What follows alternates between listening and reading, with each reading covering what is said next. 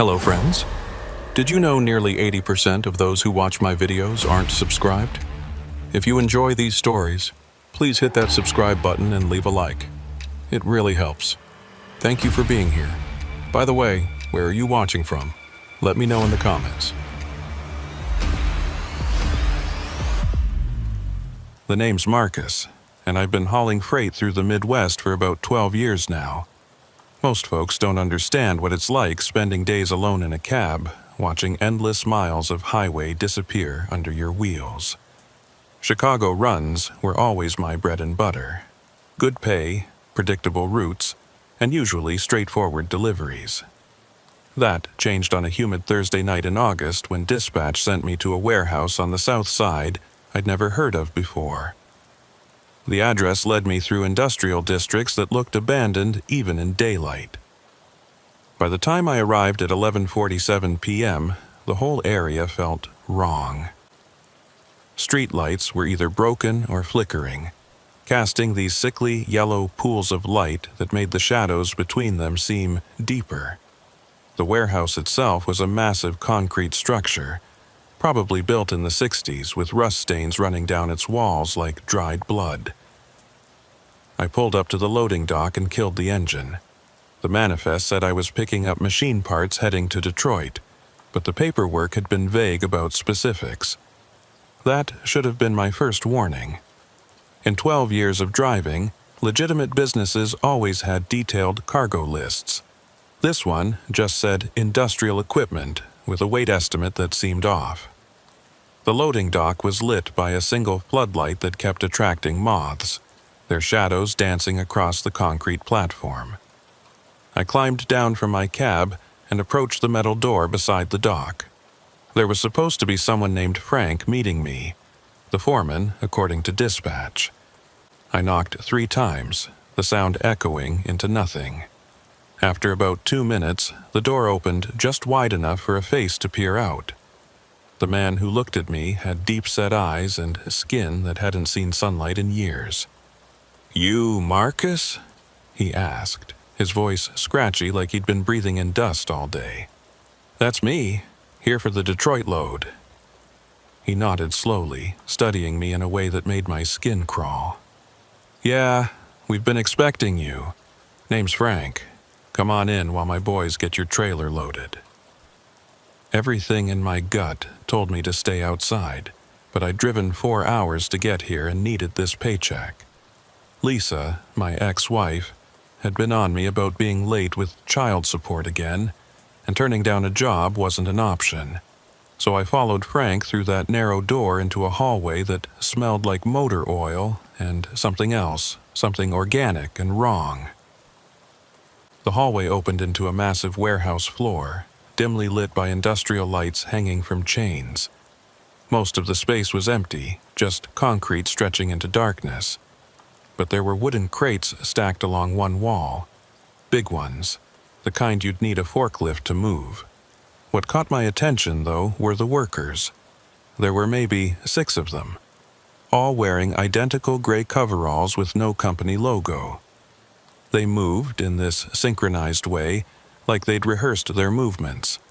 None of them looked at me directly, just kept their heads down, pushing hand trucks and operating the forklift. One of them, a tall guy with arms like tree trunks, glanced up for just a second. His face was blank, expressionless, but there was something in his eyes. Fear, maybe, or warning. Frank led me to a small office overlooking the warehouse floor. The windows were so grimy I could barely see through them. He offered me coffee from a pot that looked like it hadn't been cleaned in months. I declined. "Paperwork," he said, sliding a clipboard across the desk. "Standard stuff. You acknowledge receipt of cargo, agree to delivery terms, the usual." I picked up the clipboard and started reading. The forms looked official enough, but some details were wrong. The company name at the top, Midwest Industrial Solutions, didn't match what dispatch had given me. The delivery address in Detroit was different too, some warehouse district I wasn't familiar with instead of the auto parts distributor I was supposed to be heading to. "This isn't matching my manifest," I said, setting the clipboard down. Frank's expression didn't change, but his fingers started tapping on the desk, rapid, nervous movements.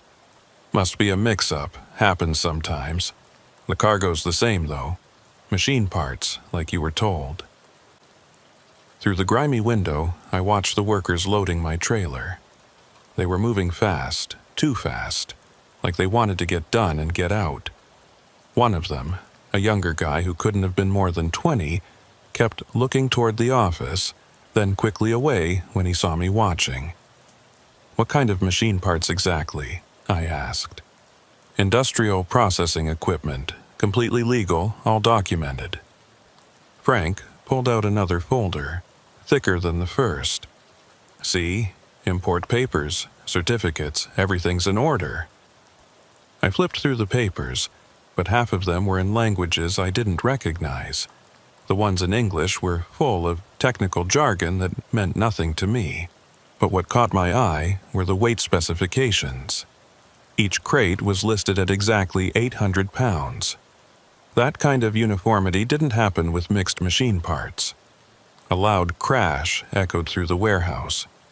Through the window, I saw one of the workers had dropped something, and Frank jumped up so fast his chair scraped against the concrete floor. His calm demeanor cracked for just a second, and I saw something else: panic. "Wait here," he said, already heading for the door. "I need to check on that." The moment he left, I pulled out my phone to call dispatch, but there was no signal. Not unusual in these old concrete buildings, but the timing felt wrong. I stood up and moved to the window for a better view of what was happening on the warehouse floor. The workers had gathered around the dropped item, and even from up here I could see they were agitated.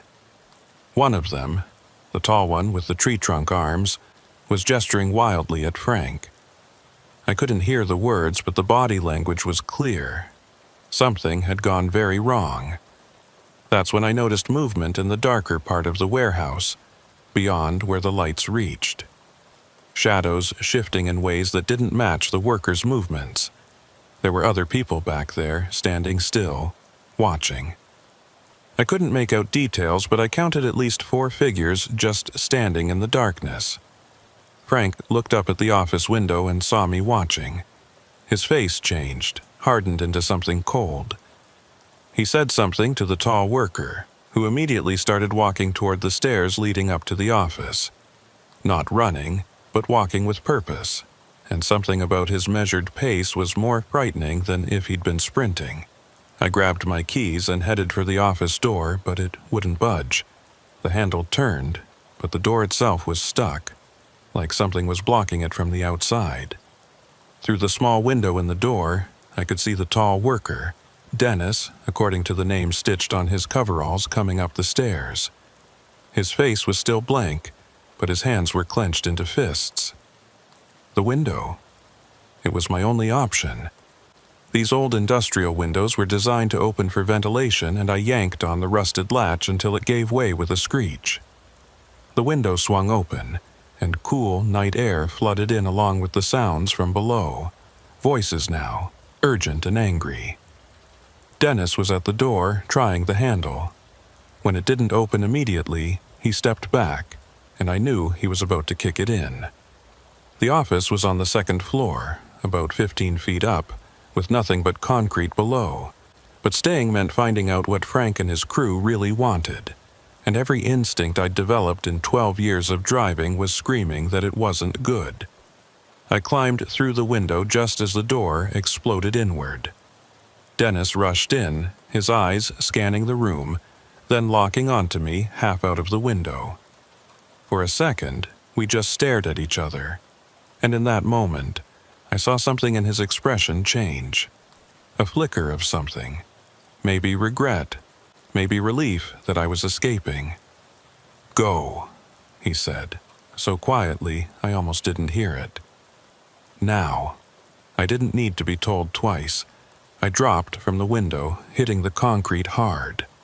Pain shot through my ankles, but adrenaline kept me moving. My truck was only 50 yards away, but it felt like miles. Behind me I could hear shouting, doors slamming, feet on concrete. The trailer was still open, partially loaded with those identical crates. I didn't care. I needed to get out of there. I yanked myself up into the cab, fumbling with the keys, my hands shaking so bad I could barely get them in the ignition. The engine roared to life just as Frank appeared in my side mirror, running toward the truck with 3 other men. One of them was carrying something, a crowbar maybe, or worse. I slammed the truck into gear and started rolling, even as they reached the trailer. One of them actually grabbed onto the back, trying to climb up. But as I picked up speed heading for the gate, he had to let go or risk being dragged. In my mirrors, I watched them standing in the floodlight.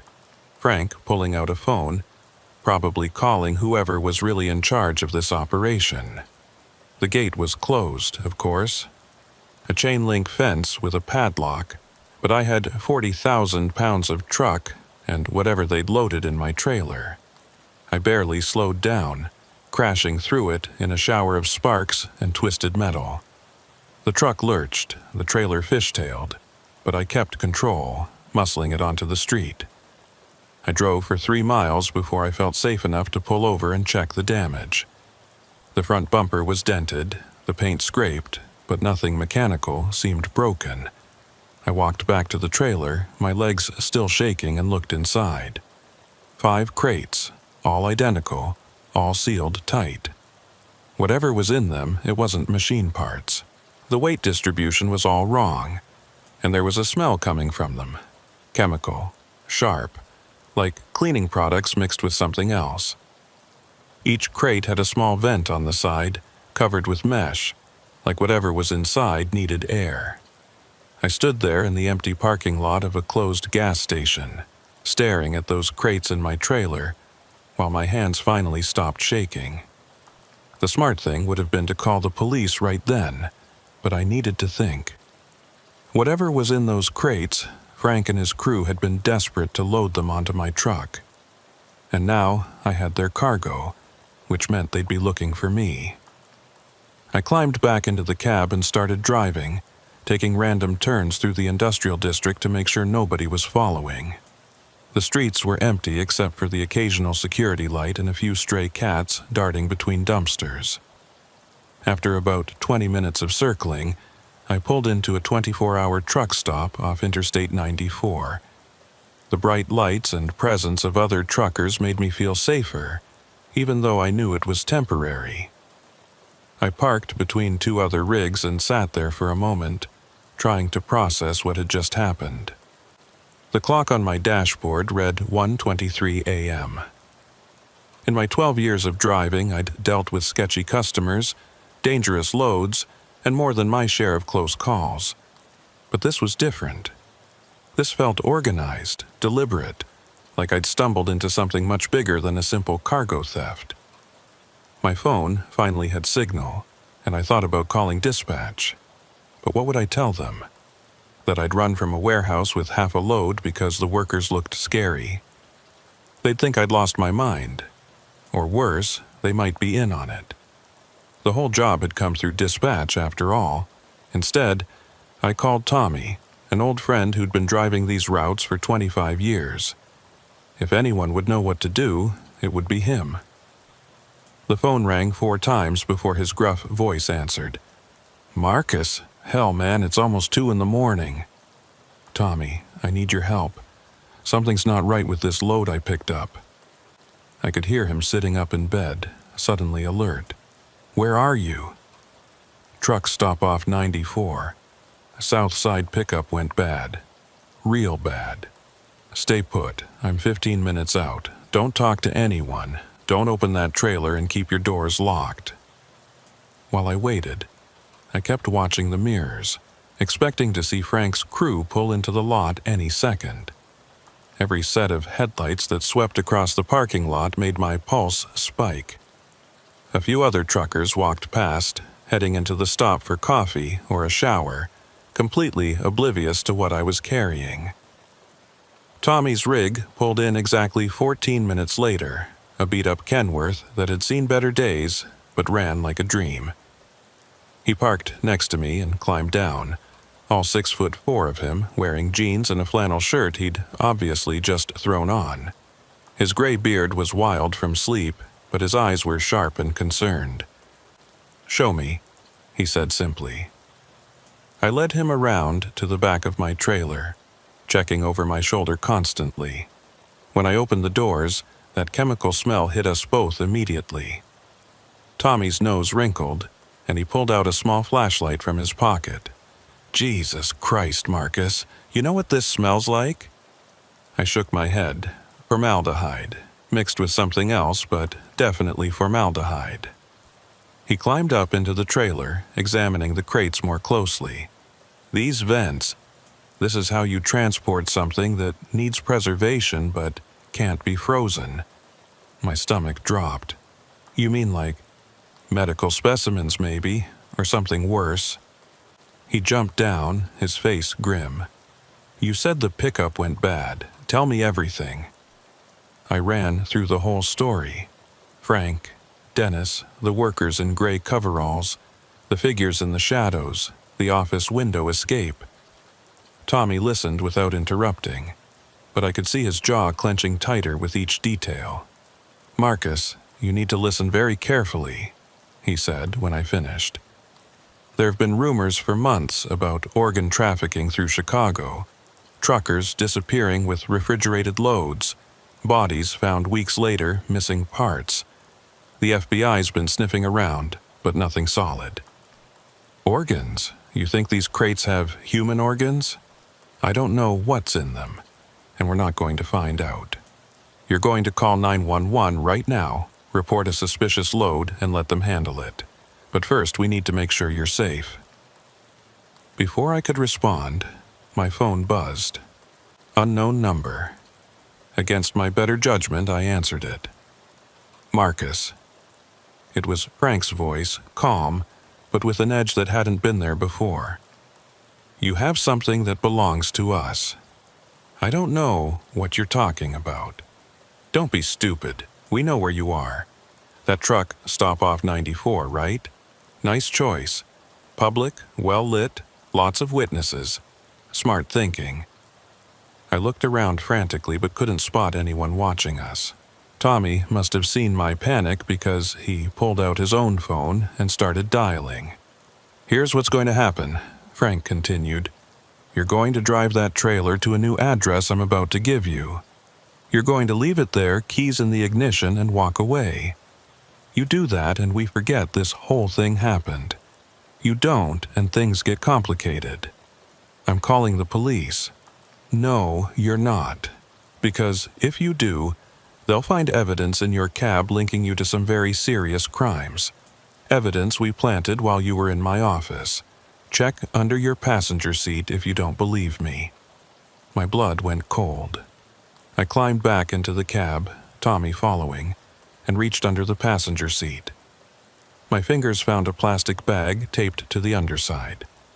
Inside was a small pistol and what looked like several bloody ID cards. "Found it?" Frank asked. "That gun was used in 3 murders last month. Your fingerprints are all over it now. The IDs belong to missing persons. How do you think that'll look to the police?" Tommy grabbed the phone from me. "This is Thomas Rodriguez. I'm with Marcus, and we've already called the state police. They're en route. You want to add threatening a witness to your charges?"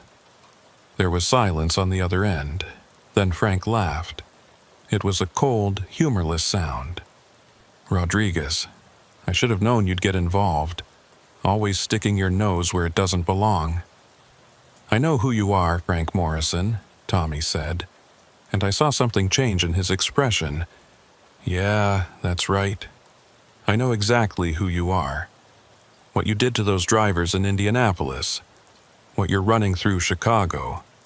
And I know you're not the one really in charge." More silence. Then Frank's voice came back. Different now. Worried. "You don't know what you're dealing with, old man." "I know enough.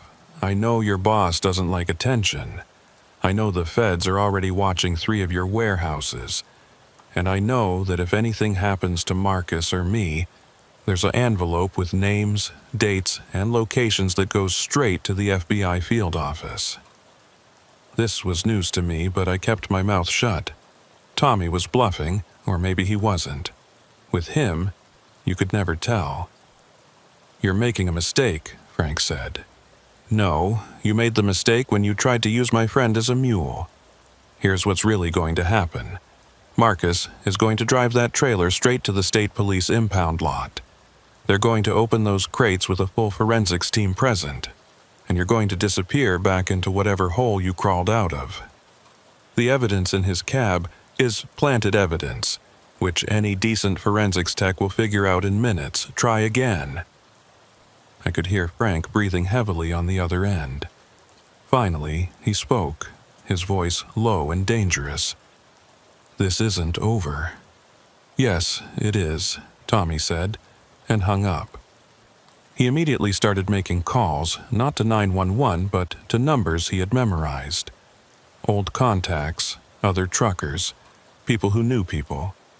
Within 10 minutes, he'd arranged for 3 other drivers to escort us to the state police station. "Safety in numbers," he said. "How do you know about Frank Morrison?" I asked while we waited. Tommy's face was grim. "Lost a friend to his crew 2 years ago. Been keeping tabs on them ever since. They target independent drivers, ones without family, people who won't be missed quickly. You're lucky you got out when you did. What about the planted evidence? We'll deal with it, but we're not touching it again.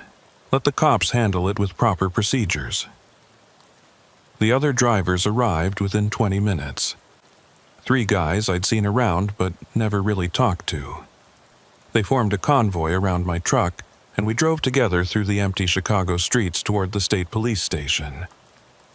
I kept checking my mirrors, expecting Frank's crew to come after us, but the roads stayed clear. It was almost 4 a.m. when we pulled into the police station. The desk sergeant looked confused at first, seeing 4 trucks pull up, but Tommy had called ahead. Within minutes, we were surrounded by officers, and a detective named Patricia Hoffman was taking my statement. They found the planted evidence exactly where Frank had said it would be. But like Tommy predicted, it was obviously planted. No dust disruption, fresh tape, fingerprints too perfect to be natural. The forensics team seemed almost excited by how sloppy it was. As for the crates, I never found out what was really in them. Detective Hoffman said it was part of an ongoing investigation and that I'd have to testify eventually, but for now, I was free to go. They impounded my truck as evidence, which meant I was out of work, but honestly, I was just grateful to be alive. Tommy drove me home in his truck as the sun was coming up, painting the Chicago skyline in shades of orange and pink. We didn't talk much, both of us processing what had happened. "You saved my life," I finally said as he pulled up to my apartment. "You saved your own life when you jumped out that window," he replied. "I just helped with the cleanup." The next 3 weeks were hell. I couldn't work because my truck was still impounded as evidence. The company I'd been contracting for dropped me like a hot potato, said I was too much of a liability. Bills started piling up, and Lisa was calling about the child support again. But worse than all of that was the waiting. Waiting for Frank and his crew to come after me. Waiting for the other shoe to drop. Detective Hoffman called me in for follow-up interviews twice. Each time, she looked more tired, more frustrated. The investigation wasn't going well, she admitted. The warehouse I'd gone to was empty when they'd raided it 12 hours after my escape. Completely cleaned out. No workers, no equipment, no trace of Frank Morrison or anyone else. Even the office I'd been locked in had been stripped down to the concrete walls.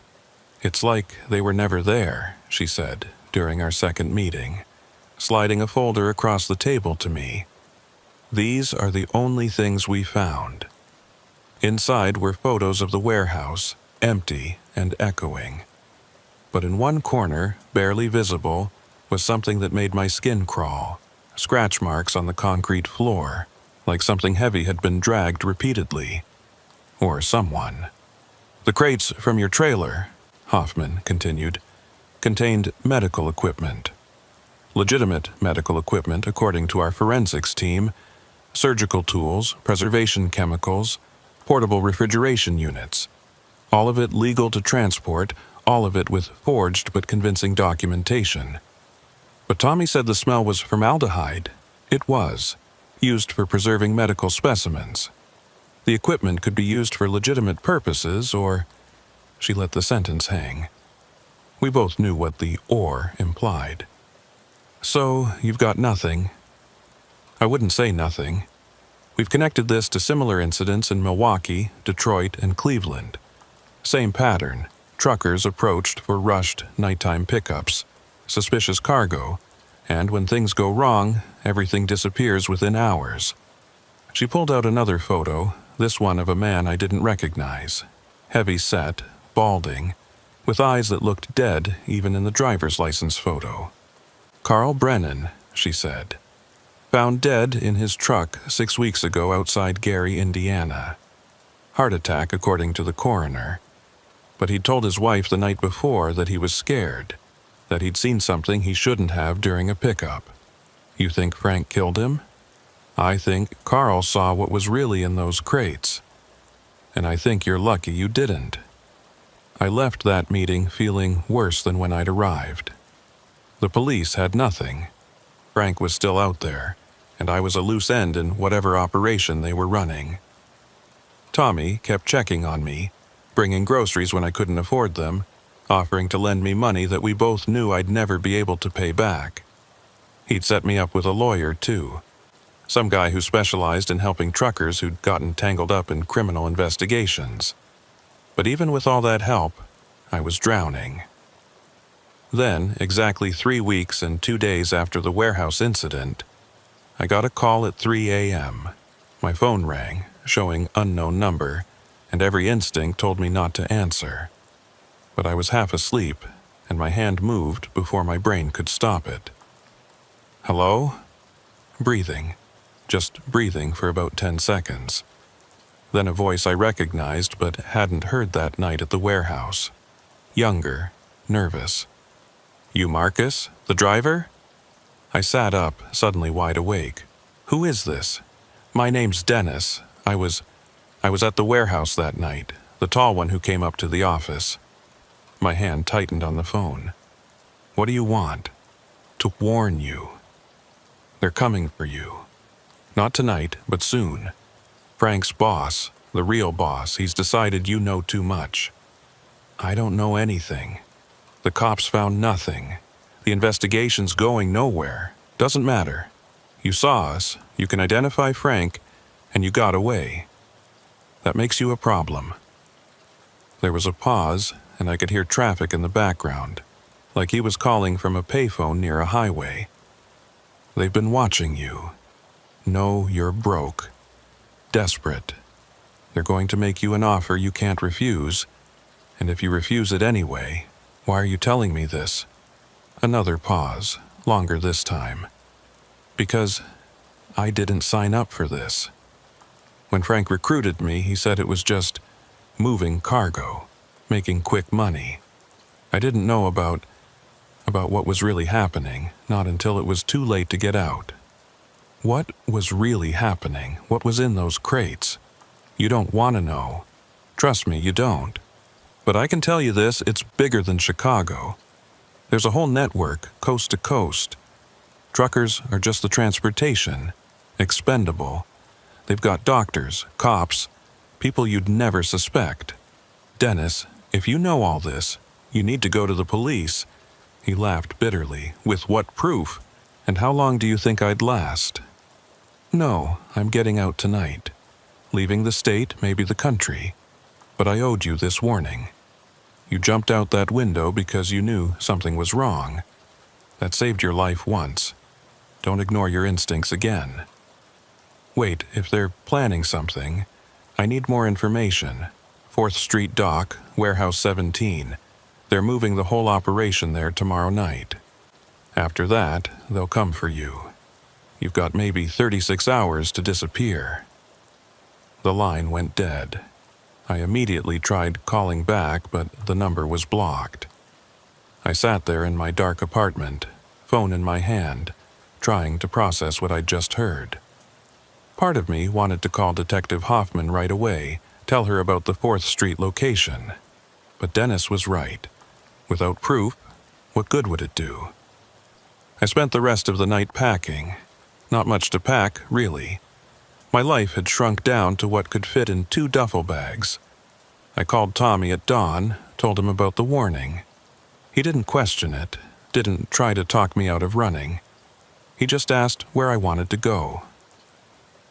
"I've got a cousin in Oregon," he said. "Runs a small trucking company, always needs drivers. I can get you there, get you set up with new papers, new name if necessary." "Tommy, I can't ask you to—" "You're not asking. I'm offering. These people, Frank and whoever's above him, they've taken too much from too many. At least I can save one." We agreed to meet that evening at a truck stop outside the city.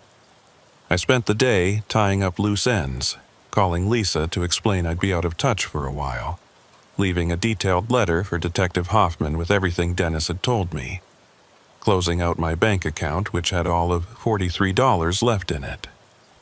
As the sun started setting, I took one last look around my apartment. It wasn't much, but it had been home. Now I was about to become another missing trucker, another statistic in whatever dark operation Frank and his network were running. I made it to the truck stop without incident, but I couldn't shake the feeling of being watched. Every car that followed me for more than a few blocks made me paranoid. Every face in the crowd seemed suspicious. Tommy was already there when I arrived, his truck running, ready to go. "Get in," he said. No preamble. "We're taking the long way, lots of detours. If anyone's following, we'll lose them." As we pulled out of the truck stop, heading west toward a new life I hadn't planned for, I thought about Dennis's warning. 4th Street Dock, Warehouse 17, tomorrow night. I'd left that information for Detective Hoffman, but would she act on it? Would it make any difference? Tommy must have sensed my thoughts. "You did the right thing, Marcus. Sometimes the brave choice isn't to fight. Sometimes it's to survive." We drove through the night, taking back roads and switching vehicles twice at truck stops where Tommy had friends waiting. Each mile that passed between me and Chicago made me feel a little safer, but also a little more angry. Frank and his crew were still out there, still operating, still preying on drivers who just wanted to make an honest living. 3 days later, when we finally reached Oregon, Tommy's cousin Jake was waiting for us. He was nothing like Tommy, shorter, rounder, with a perpetual smile that seemed genuine.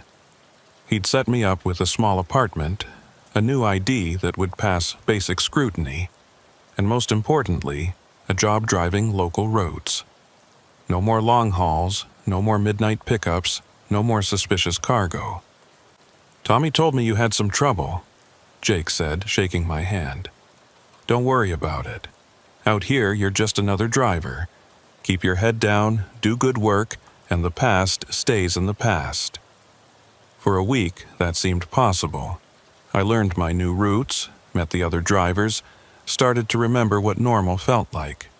Then I saw the news report. It was just a small item, buried in the Chicago Tribune's online edition, but it hit me like a punch to the gut. FBI raids empty warehouse in failed human trafficking sting. The article was brief. Federal agents, acting on an anonymous tip, had raided Warehouse 17 at 4th Street Dock, expecting to find evidence of a human organ trafficking ring. Instead, they found an empty building that had been thoroughly cleaned with industrial chemicals. No arrests were made, but there was one detail that made my blood run cold. A security guard at a nearby building reported seeing multiple semi-trucks leaving the dock area the night before the raid, approximately 6 hours after the FBI received the anonymous tip. They'd known.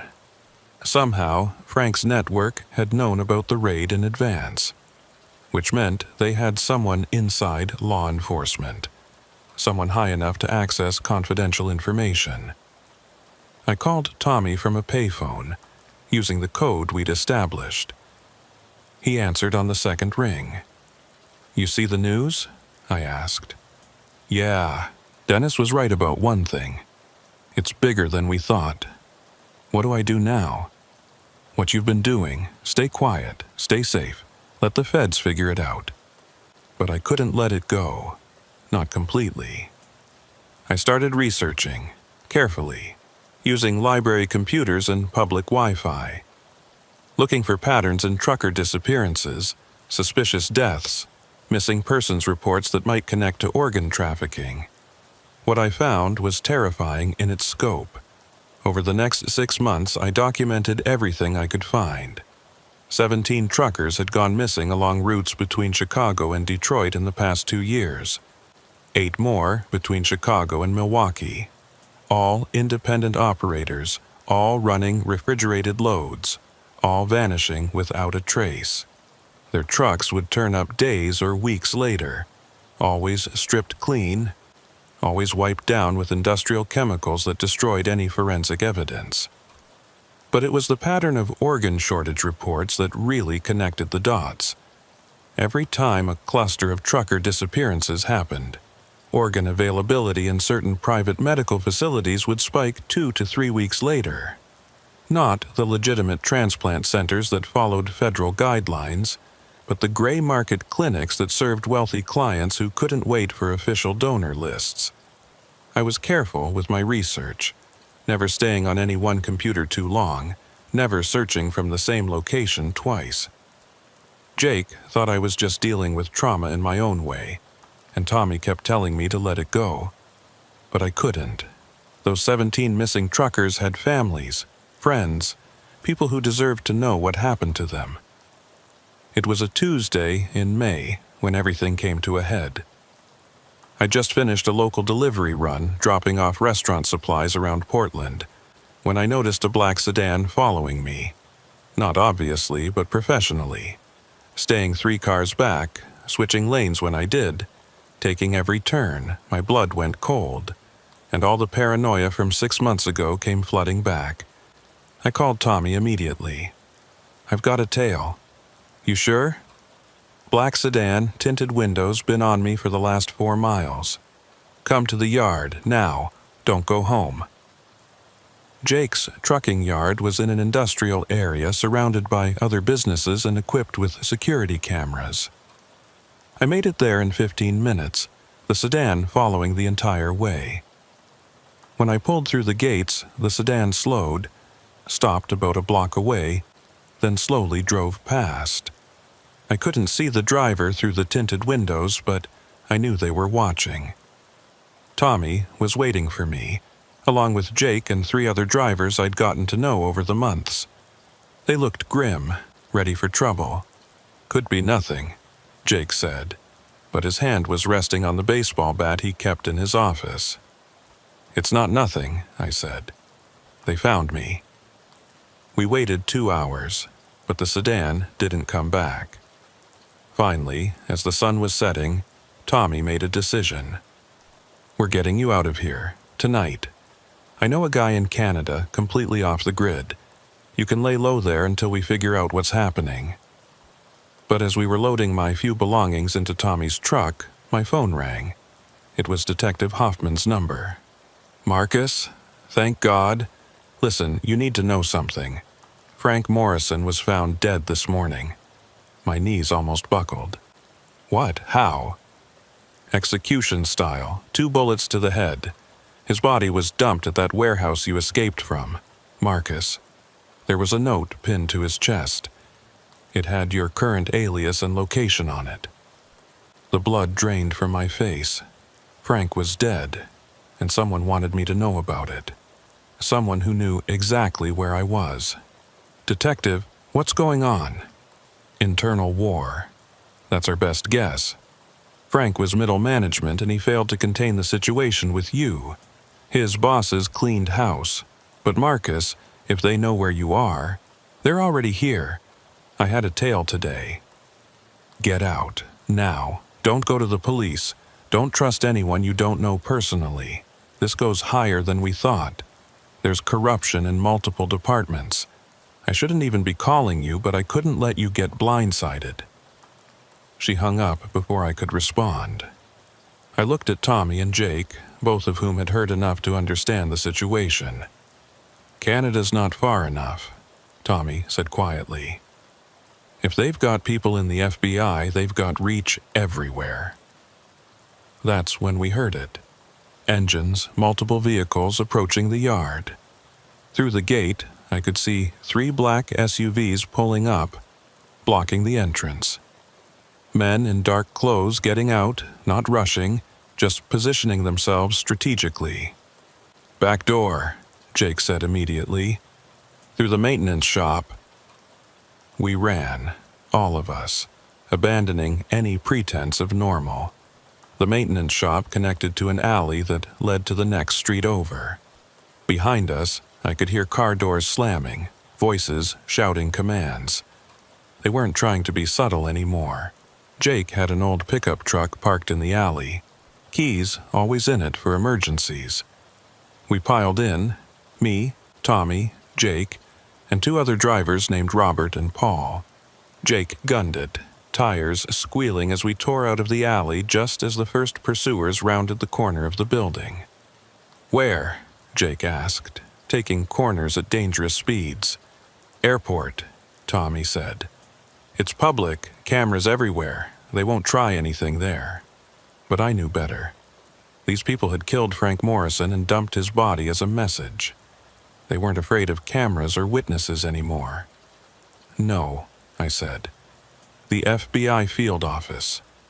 Detective Hoffman said not to trust local police, but the FBI is our only shot.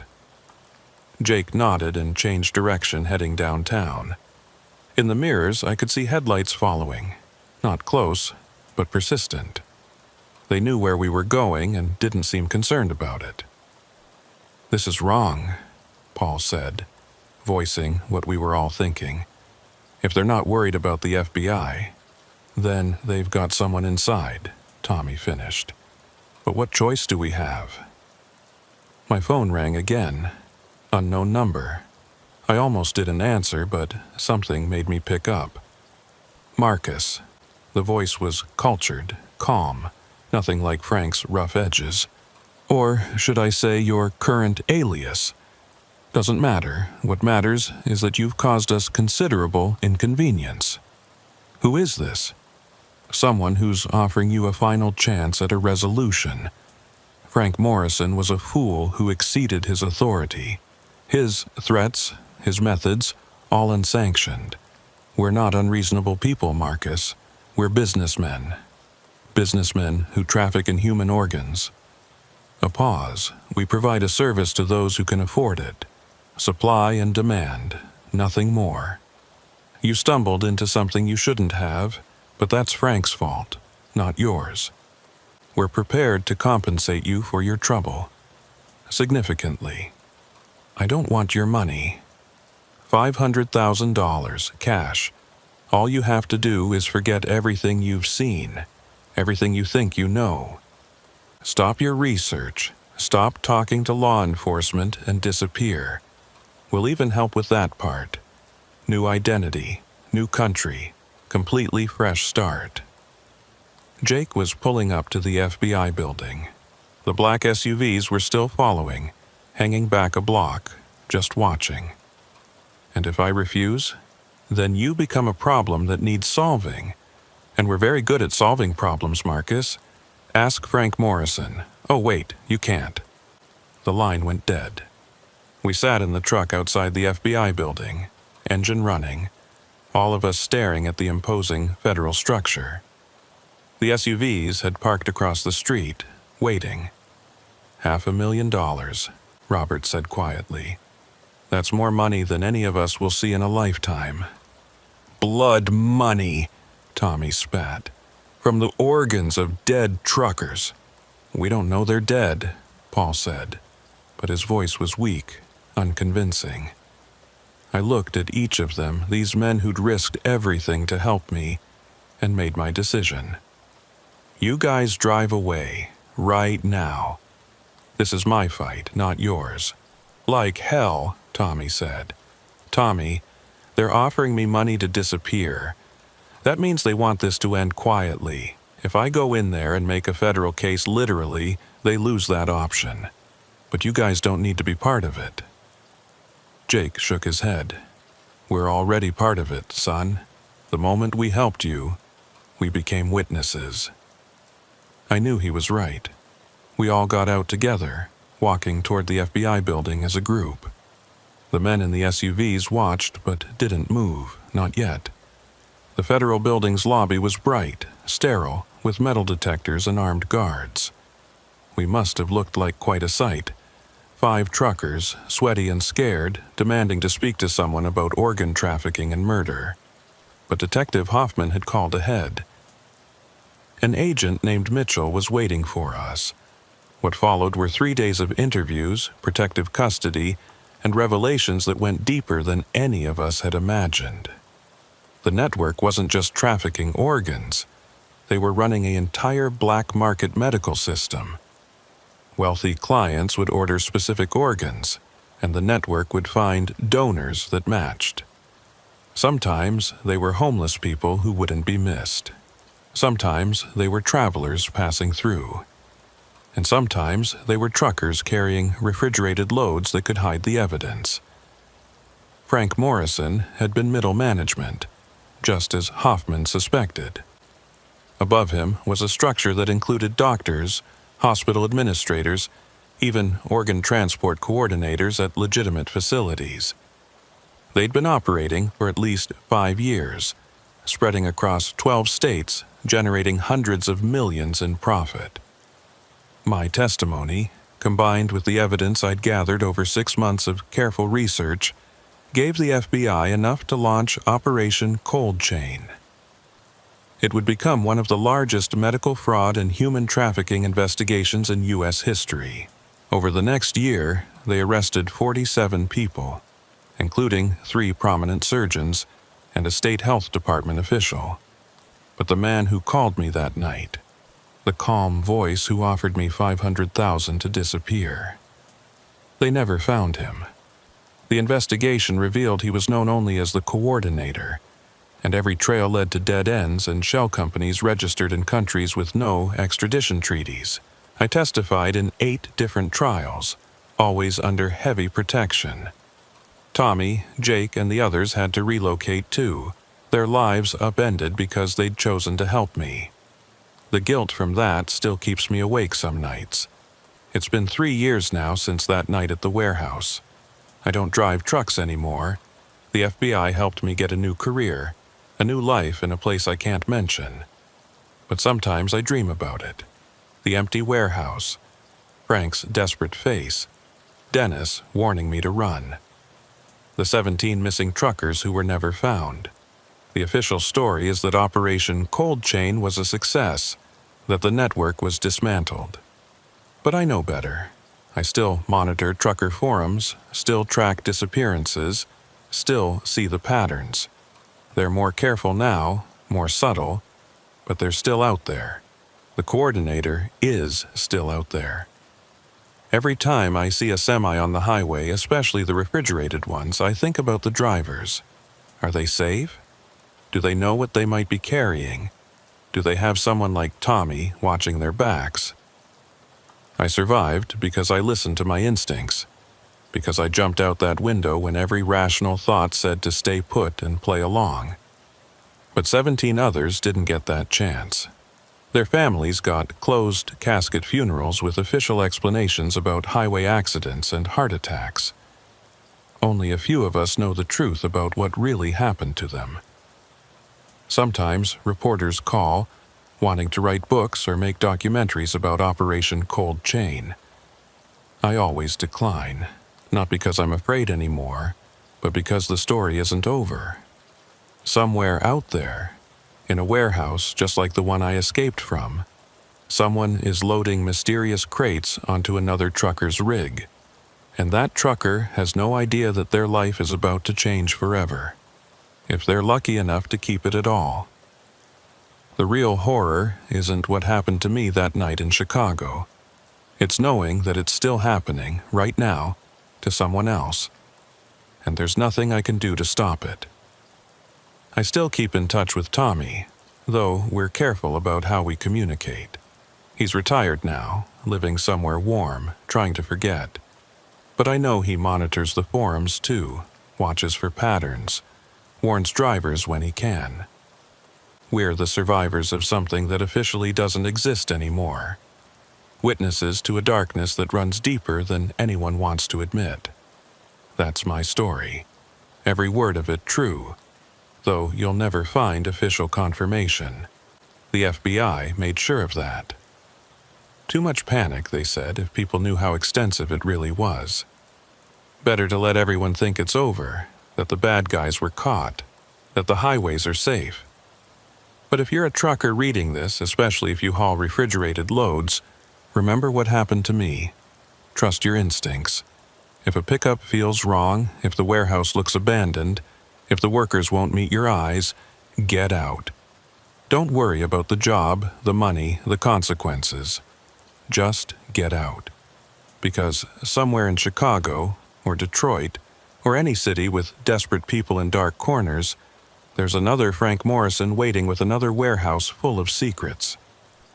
And the next driver who walks through those doors might not be lucky enough to find an open window. My name is Cornelius, though most folks just call me Neil. I've been driving 18-wheelers for nearly 20 years, and in all that time, I thought I'd seen everything the road could throw at me. Ice storms, jackknife trailers, highway robberies, you name it, I'd survived it. But what happened during that blizzard in February just outside Chicago still makes my hands shake when I think about it.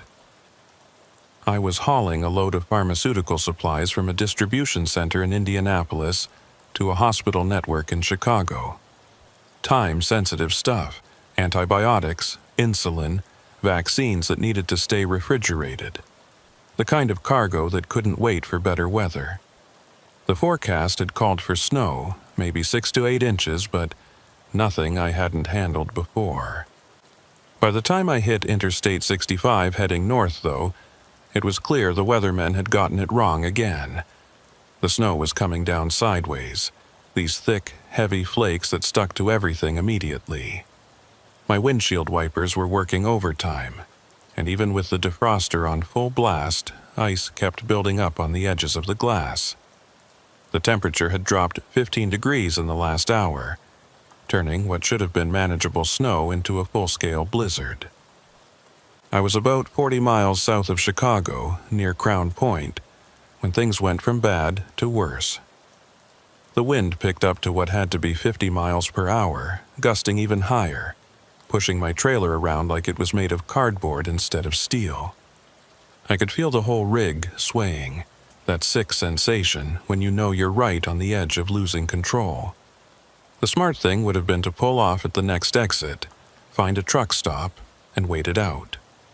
But the next exit was 8 miles away according to my GPS, and visibility was dropping fast. I was down to maybe 20 feet, just following the barely visible taillights of a car ahead of me, hoping they knew where they were going. That's when it happened. A gust of wind, stronger than the others, caught my trailer at just the wrong angle. I felt the back end start to slide, that helpless feeling when 80,000 pounds of truck and cargo decides to go its own way. I turned into the skid, trying to correct it, but the ice underneath gave me nothing to work with. The trailer kept sliding, jackknifing slowly but inevitably. The car ahead of me disappeared into the white void. I pumped the brakes, fighting for any kind of traction, but it was like driving on glass covered in oil. The truck spun almost gracefully like some massive ballet dancer until I was facing the wrong direction on the interstate. Then the momentum caught up, and the whole rig tipped. The crash was almost peaceful in a way. Everything went into slow motion as the truck rolled onto its right side, sliding along the icy pavement in a shower of sparks and screaming metal. The windshield exploded inward, pelting me with safety glass and snow. My coffee mug, which had been in the cup holder for the last 100 miles, flew past my head and shattered against the sleeper compartment wall. When everything finally stopped moving, I was hanging sideways in my seatbelt, looking down at the passenger door, which was now flat against the pavement. Snow was pouring in through the broken windshield, already starting to accumulate on everything. The engine had died, leaving only the sound of wind howling through the cab. My first thought was fire. Diesel fuel, hot engine, electrical systems. All bad combinations after a crash. I reached for the seatbelt release, but my hands were shaking so badly it took 3 tries to get it unlatched. When it finally released, I fell hard against the passenger door, pain shooting through my ribs. I could smell diesel, which meant the tanks were leaking. I needed to get out fast. The driver's side door was now above me, like a hatch. I pushed up on it, but the wind immediately grabbed it, trying to tear it from my hands. Using all my strength, I managed to pull myself up and out, dropping down onto the icy road surface. The cold hit me like a physical thing, stealing my breath. I was wearing my usual winter gear, insulated jacket, work boots, thermal gloves, but the wind cut right through everything. The temperature had to be below 0, not counting wind chill. My truck was blocking one lane and part of another, hazard lights still somehow blinking their warning into the storm. I grabbed my emergency kit from the side box that was still accessible, then moved away from the truck in case it caught fire. That's when I realized how truly bad my situation was. I couldn't see more than 10 feet in any direction. The interstate had transformed into an Arctic wasteland, no other vehicles visible, no lights except my dying hazards, no sound except wind. My phone had been in the center console and was probably somewhere in the wreckage. Even if I found it, cell towers were probably down in this weather. I was alone, injured. My ribs were definitely bruised, if not cracked, and rapidly losing body heat. I'd been standing there maybe 2 minutes trying to figure out my next move when I heard it through the wind, an engine. Headlights appeared like yellow eyes in the white, approaching slowly. A pickup truck materialized from the storm, a big Ford F-350, dark blue or black, hard to tell in the conditions. It stopped about 30 feet from my overturned rig. The driver's door opened and a man stepped out. He was tall, wearing a heavy parka with the hood up, face mostly hidden by a scarf. He walked toward me with confident steps despite the ice, like he was used to these conditions. "Hell of a mess," he called out over the wind. "You hurt?" "Ribs," I shouted back. "But I can walk." He came closer, and I could see his eyes above the scarf, pale blue, almost gray, studying me and the wreck with an intensity that seemed odd for a good Samaritan. "Name's Jasper," he said. "We need to get you out of this weather before you freeze to death." Something in my gut, that trucker's instinct that had kept me alive for 20 years, whispered a warning. But what choice did I have? Stay here and freeze, or accept help from a stranger? "Got a phone?" I asked. "Need to call this in." "Towers are down all over," Jasper said, already heading back to his truck. "Come on, I know a place about 10 minutes from here where you can warm up and wait for the storm to pass." I hesitated, looking back at my rig. $40,000 worth of medical supplies slowly freezing in that trailer. My entire livelihood lying on its side in the snow. But Jasper was right. I'd be dead from hypothermia long before any official help arrived. I followed him to the pickup, each step careful on the ice. When I climbed into the passenger seat, the heat hit me like a blessing. The interior was immaculate, almost obsessively clean. No fast food wrappers, no coffee stains, no personal items at all. Just leather seats and that new car smell, which seemed impossible for a truck that had to be at least 5 years old. Jasper climbed in and put the truck in drive, navigating around my wreck with practiced ease. "Lucky I came along," he said, his voice muffled by the scarf he still hadn't removed. "Not many people stupid enough to be out in this." "I had a delivery schedule to keep," I said, teeth still chattering. "Medical supplies, right? Saw the hazmat placards on your trailer." That gave me pause. It would have been almost impossible to read those placards in this visibility, especially with the truck on its side. But maybe he'd just made an educated guess based on the refrigeration unit. We drove in silence for a few minutes, the truck handling the icy roads surprisingly well. Jasper seemed to know exactly where he was despite the near-zero visibility, taking turns without hesitation, never slowing to check street signs or landmarks. "You from around here?" I asked. "You could say that. Born and raised in Indiana, know these roads like the back of my hand. Lucky for me." He glanced over, and for just a second, I saw his eyes crinkle like he was smiling under that scarf. "Yeah, lucky."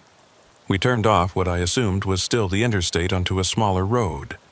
The snow was even deeper here, no tire tracks except ours. The trees pressed in close on both sides, their branches heavy with white, creating a tunnel effect that made the darkness even more oppressive. "Where exactly are we going?" I asked, that uneasy feeling growing stronger. "Friend of mine has a hunting cabin not far from here. Got a generator, wood stove, everything you need to ride out a storm like this. He won't mind us using it." "Maybe we should just head to the nearest town instead." "Nearest town is Lowell, and it's 15 miles in the opposite direction. You really want to risk that in this weather?" He had a point, but something was off. The way he drove with such confidence in zero visibility, the way he'd appeared so quickly after my crash, the complete absence of any personal touches in his supposedly well-used truck. "Actually," I said, trying to keep my voice casual, "if you could just drop me at the next gas station or anywhere with people, that would be great." Jasper didn't respond immediately. When he did, his tone had changed slightly, still friendly but with an edge underneath. "No gas stations out this way. Besides, you're hypothermic whether you realize it or not. Your lips are blue, you're shaking, and your speech is starting to slur. You need immediate warmth and medical attention." He was right about the shaking, but my speech wasn't slurred. I'd been careful to speak clearly despite the cold, which meant he was either mistaken or lying to justify not taking me where I wanted to go. We turned again, onto what couldn't even be called a road anymore. Just a break in the trees barely wide enough for the truck. The branches scraped against the sides, creating an eerie scraping sound that reminded me of fingernails on metal. "Listen, Jasper," I started, but he cut me off. "Almost there. You'll see. This is the best option. My friend actually used to be an EMT, might still have some medical supplies that could help with those ribs." Another red flag. I hadn't mentioned my ribs hurting since that first exchange by my truck. No visible injuries, no wincing, nothing that would indicate where I was hurt. Yet he remembered that specific detail from our brief conversation in the howling wind. The trees opened up into a small clearing, and a cabin materialized from the snow. It was bigger than I'd expected, 2 stories, with dark windows that reflected nothing. No lights, no smoke from the chimney, no sign anyone had been here recently except for one thing. Fresh tire tracks leading around to the back, multiple sets, barely visible under the still falling snow. Jasper parked near the front door and turned off the engine. In the sudden silence, I could hear my heart pounding. Every instinct I had was screaming at me to run, but where would I go? I was miles from anywhere in a blizzard, injured, with no phone and no idea which direction led to safety. "Come on," Jasper said, opening his door. "Let's get you inside and warmed up." I didn't move. "You know what? I think I'll wait in the truck. You go ahead and get the heat going first." He turned to look at me fully, and for the first time I noticed his hands. They were covered in surgical gloves under his winter gloves, the latex barely visible at the wrists. No one wears surgical gloves for driving in a snowstorm. "Cornelius," he said, and my blood went cold. I hadn't told him my name. "Don't make this difficult. You're going to freeze to death out here one way or another. At least, inside, you have a chance." I grabbed for the door handle, but it wouldn't budge. Child locks, I realized. He'd activated the child locks. Panic rose in my throat as Jasper calmly got out and walked around to my side of the truck. He opened my door from the outside, and the cold rushed in again. "Please," he said, and now he sounded almost sad. I really was trying to help at first, but you've seen too much, noticed too much. Smart man like you, 20 years on the road, you know how to read people. That's unfortunate." I swung at him, but my frozen muscles betrayed me, the punch slow and clumsy. He easily stepped aside, then grabbed my jacket and pulled me from the truck. I hit the snow hard, my injured ribs screaming in protest. Before I could get up, I heard another engine approaching. 2 more vehicles emerged from the storm, a van and another pickup. People got out, dark shapes against the white, moving toward us with purpose. One of them was carrying something that looked like a medical bag. "Jasper," one of them called out. A woman's voice. "This him?" "Yeah, crashed right where Hiram said he would." Hiram, another person involved. This hadn't been a random rescue. They'd known I was coming, known I would crash.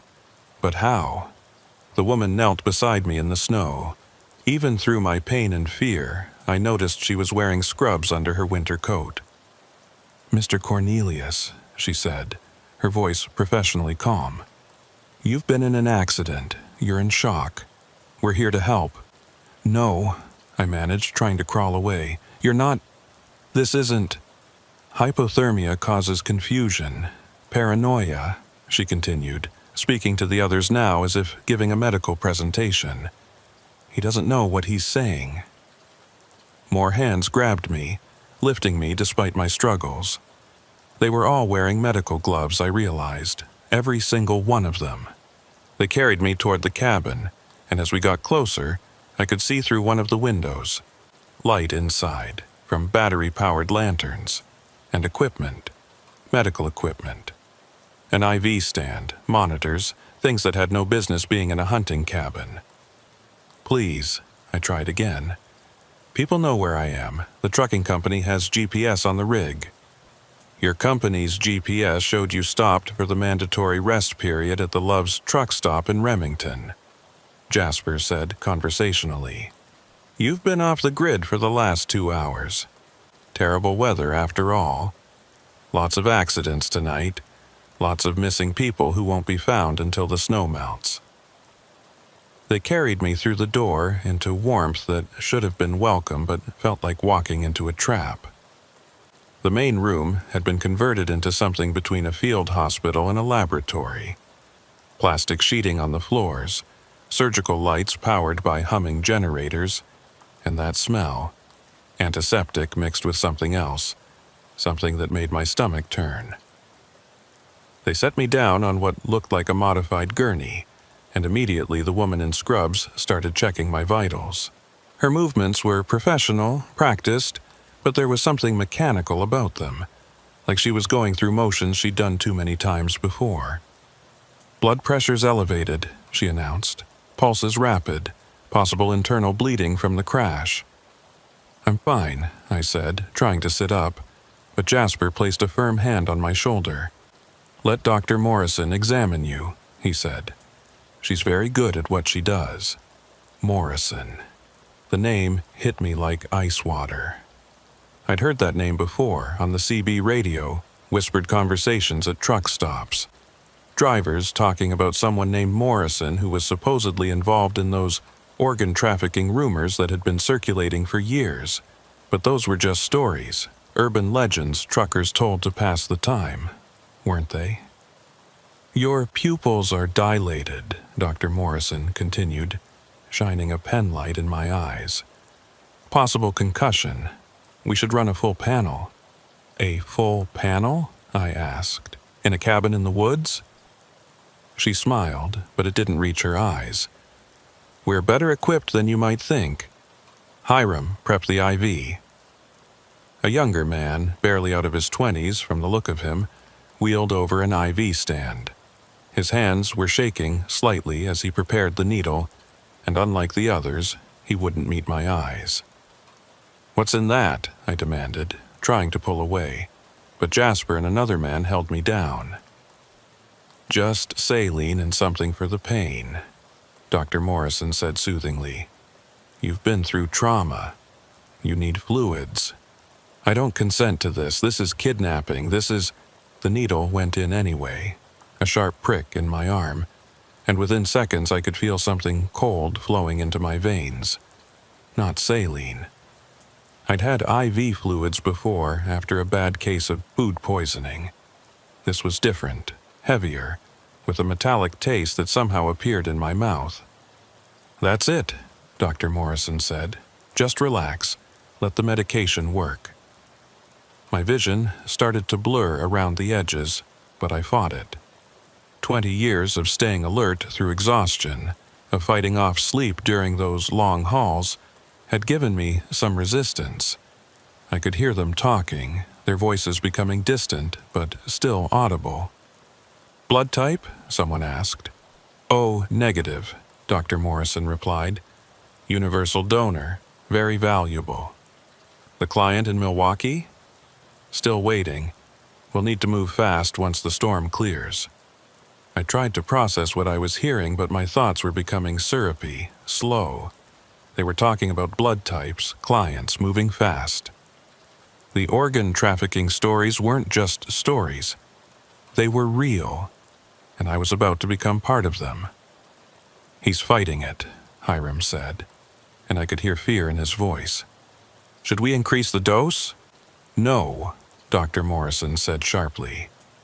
Too much, and we risk damaging the organs. He's a big man. It'll just take longer. Organs, plural. They weren't just planning to take my blood. They were planning to take everything. I had to stay conscious, had to find a way out. I focused on the pain in my ribs, using it as an anchor to keep from sliding into the darkness. Through my blurred vision, I could see the room more clearly now. There were coolers stacked against one wall, medical-grade ones with biohazard symbols. A chart on another wall with what looked like shipping schedules, routes marked across the Midwest. And then I saw something that made my blood run cold, despite the drugs. In the corner, partially hidden by a curtain, was another gurney. Someone was on it, covered by a sheet, but I could see a foot sticking out. A foot wearing a trucker's boot, just like mine. The other one's ready for transport, someone said, noticing where I was looking. Once this storm clears, we can move both shipments. Other one. Another trucker, probably with a similar story. Broken down or crashed in the storm, rescued by Good Samaritan Jasper, brought here to help. How many times had they done this? How many drivers had disappeared into this cabin in the woods? His eyes are still tracking, Hiram observed nervously. He's still conscious. Dr. Morrison came over and looked down at me, studying my face with clinical detachment. Remarkable constitution, she said. The adrenaline from the crash must be counteracting the sedative. Jasper, tell me again how you found him. Exactly where the scanner said he'd be, Jasper replied. That icy patch at mile marker 247 worked perfectly. Every truck that hits it at highway speed is guaranteed to jackknife. They'd caused my crash. Deliberately iced a section of highway during a storm, knowing truckers would have to maintain speed to keep schedule. It was murder, premeditated and calculated. Did you recover his phone? Dr. Morrison asked. Still in the wreck, probably, but it doesn't matter. The storm will keep anyone from investigating for hours, maybe days. And his company? Small operation out of Fort Wayne. They won't even know he's missing until he fails to deliver tomorrow afternoon. They'd researched me. Knew my route, my company, everything. This wasn't random. I'd been selected, targeted, hunted. I tried to speak, to scream, but my mouth wouldn't cooperate. Only a low groan escaped, barely audible over the generator's hum. Increase the dose, Dr. Morrison finally decided. We can't have him conscious for the next part. Hiram adjusted something on the IV, and this time the darkness came rushing in like a tide. But just before I went under, I heard something that gave me hope. A voice from outside, muffled by the storm but clearly agitated. State police are running the highways. They found the truck already. The last thing I heard was Dr. Morrison cursing, followed by rapid movement, people running, equipment being moved. Then nothing. When I came to, I didn't know how much time had passed. Minutes? Hours? The room was darker, most of the surgical lights turned off. I could hear voices from another room, urgent, arguing. We leave now, Dr. Morrison was saying. Take what we can. Destroy the rest. What about him? That was Jasper. He's seen too much. We can't leave him. So we take him with us? No. Too risky with the police searching. We finish the extraction here, take what we can use, leave the rest. Extraction. They were going to kill me, harvest whatever organs they could, and leave my body here. I tested my limbs. The drugs were wearing off, but I was still weak, uncoordinated. The IV was still in my arm, but the bag was nearly empty. I turned my head slowly, looking for anything I could use. There, on a table just within reach, surgical instruments laid out on a sterile cloth. If I could just reach them. The door opened, and Hiram walked in alone. He stopped when he saw I was awake, and for a moment we just stared at each other.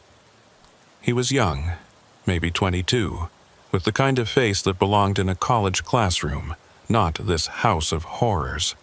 "Please," I whispered, my voice barely working. "You don't have to do this." He looked toward the door, then back at me. "I don't have a choice. They have my sister, said they'd kill her if I don't help. We can go to the police together. They'll protect her." "No." He shook his head. "You don't understand. These people are connected. They have cops, judges, doctors, and hospitals. There's nowhere safe. Then help me escape. We'll both run." He was quiet for a long moment, clearly conflicted. Then he moved to the IV and did something I didn't expect. He removed the needle from my arm. "The state police really are coming," he whispered. "Someone found your truck, called it in. They'll be here soon, but not soon enough. Dr. Morrison is going to—" He couldn't finish the sentence. "Help me up." I can't. They'll know." "Then give me something, anything, a weapon, a phone, something." He looked around frantically, then grabbed something from a medical bag. A scalpel, small but sharp. He pressed it into my hand. "Play dead when they come for you," he whispered. "It might buy you time." Before I could respond, Dr. Morrison's voice called from the other room. "Hiram, prep him for emergency extraction. We have 15 minutes maximum." Hiram squeezed my shoulder once, then called back, "On it." He wheeled over a tray of surgical equipment, his hands shaking as he arranged it. "I'm sorry," he whispered. "I'm so sorry." Dr. Morrison entered, now wearing surgical scrubs and gloves. Jasper was with her, and 2 other men I didn't recognize. They all looked tense, rushed. "Is he under?" she asked Hiram. "Yes," he lied, "completely unconscious." I closed my eyes, forced my breathing to slow, made my body go limp. The scalpel was hidden under my palm, pressed against the gurney. Good. We'll take the kidneys first. They're the most valuable. Then liver, heart if we have time. I felt them moving around me, heard the clink of instruments. Someone started cutting my shirt open. The cold air hit my chest, and it took everything I had not to shiver. "Wait," Jasper said suddenly. "You hear that?" Everyone stopped. In the distance, barely audible over the storm, were sirens. Multiple sirens getting closer. "Damn it," Dr. Morrison hissed. "How did they find us so fast?" "The kid must have talked," one of the men said, and I heard the unmistakable sound of a gun being cocked. "I'll deal with him." "No time," Dr. Morrison said. "Grab the coolers with the preserved specimens. Leave everything else." "What about him?" Jasper asked, meaning me. Dead men tell no tales. I felt someone lean over me, felt breath on my face. This was it. I gripped the scalpel, ready to fight for my life with whatever strength I had left. Then the door exploded inward. "State police! Nobody move!" Chaos erupted. Shouting, running, something crashing to the floor. I opened my eyes to see officers flooding the room, weapons drawn. Dr. Morrison was backing toward the rear door, her hands up but her eyes calculating. Jasper had dropped to his knees immediately, but one of the other men made a run for it. "He's alive!" someone shouted, pointing at me. "We need medics in here now!" A state trooper appeared beside me, young, professional, his hand on his weapon as he scanned for threats. "Sir, are you okay? Can you speak?" "Cornelius," I managed. "My name is Cornelius. They were going to—" "You're safe now," he said. "Medics are coming." I watched them arrest Dr. Morrison, saw the shock on her face when Hiram pointed her out as the leader. He was cooperating, telling them everything, about the other trucker under the sheet, about the operation, about how many others there had been. As real paramedics loaded me onto a proper gurney, I caught Hiram's eye. He was in handcuffs, but there was relief on his face. He'd be going to prison, but his sister would be safe. Sometimes that's the only choice you get, not between good and bad, but between bad and worse. The next several hours blurred together in a haze of emergency rooms, detective interviews, and medical examinations. The real paramedics found 3 cracked ribs, severe hypothermia, and enough sedatives in my system to knock out a horse.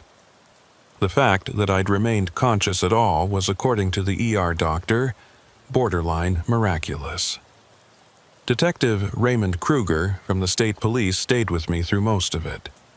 He was a veteran cop, late 50s, with the kind of weathered face that had seen too much but hadn't given up yet. He waited patiently while nurses checked my vitals, then pulled up a chair beside my hospital bed. "Cornelius, I need you to understand something," he said, his voice grave. "What you stumbled into tonight is part of something we've been investigating for 3 years. You're the first survivor who's actually conscious and able to testify." "The first?" I asked, though I already suspected the answer. "We've found 14 bodies in the last 3 years. All truckers, all missing organs. Most were so decomposed by the time we found them that we couldn't determine cause of death. You're the first one we've caught them in the act. 14. 14 drivers who'd never made it home, whose families were probably still wondering what happened. Hiram said they had his sister," I told him, "that they forced him to help." Kruger nodded. "We're looking into that. He's cooperating fully, giving us names, locations, everything. Turns out Dr. Morrison, her real name is Dr. Angela Thorne, by the way, has been running this operation across 3 states. She had a legitimate medical license, even worked at Chicago Presbyterian until 2 years ago when she was quietly let go for ethical violations." "And Jasper?" Jasper Whitman, ex-military, dishonorably discharged for black market dealings in Afghanistan. He was their procurer, finding targets, setting traps, doing the dirty work. That ice patch that caused your crash? He spent 2 hours this afternoon spraying water on that exact spot, creating a perfect trap. The calculated nature of it made me sick. While I'd been checking my load, planning my route, these people had been setting up my death trap. The client in Milwaukee they mentioned, I said. We're tracking it down. Hiram gave us a list of regular clients. You'd be horrified how many wealthy people are willing to pay for organs, no questions asked. We're talking state senators, CEOs, people with enough money to bypass the normal transplant lists. A nurse came in to adjust my IV, a real IV this time, with actual saline and antibiotics. I flinched when she approached with the needle, and she gave me a sympathetic look. "It's okay," she said gently. "You're safe here. There's an officer stationed outside your door, and we've got security on high alert." After she left, Kruger continued. "We found something else in that cabin, records going back 5 years.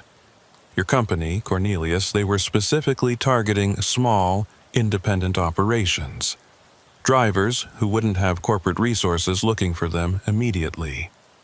My dispatcher, already contacted. Your load is being recovered and rerouted. Your truck, well, insurance will handle that.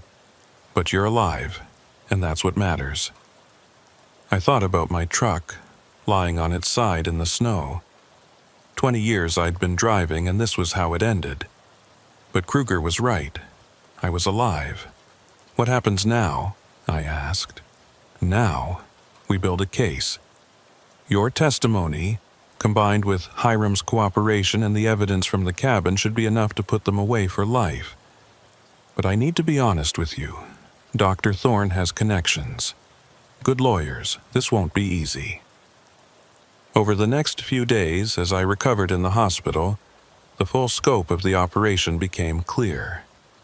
The news media got hold of the story, and suddenly my face was on every channel. "Miracle Trucker Survives Organ Harvesting Ring," the headline screamed. Reporters camped outside the hospital, all wanting to hear my story. But what the media didn't report were the details that kept me awake at night. The coolers full of preserved organs that police found, labeled with dates and blood types like inventory in a warehouse. The other trucker on that gurney, identified as Robert Henley from Omaha, who'd been missing for 3 days. His family had been told he'd probably skidded off the road in the storm, that they'd find him when the snow melted. Hiram's sister was found, alive and unharmed, in an apartment in Gary, Indiana. She hadn't even known she was being used as leverage. The people watching her had told her they were friends of her brother, keeping her safe while he was away on business.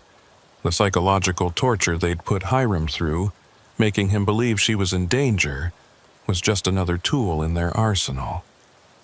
I testified before a grand jury 2 weeks later. By then, I could walk without pain, though the memory of that night still made my hands shake. Dr. Thorne sat across the courtroom, dressed in an expensive suit, looking more like a respected physician than a monster who carved up truckers for profit. Her lawyer tried to paint me as confused, traumatized, possibly mistaken about what I'd seen and heard. But Hiram's testimony backed up everything I said.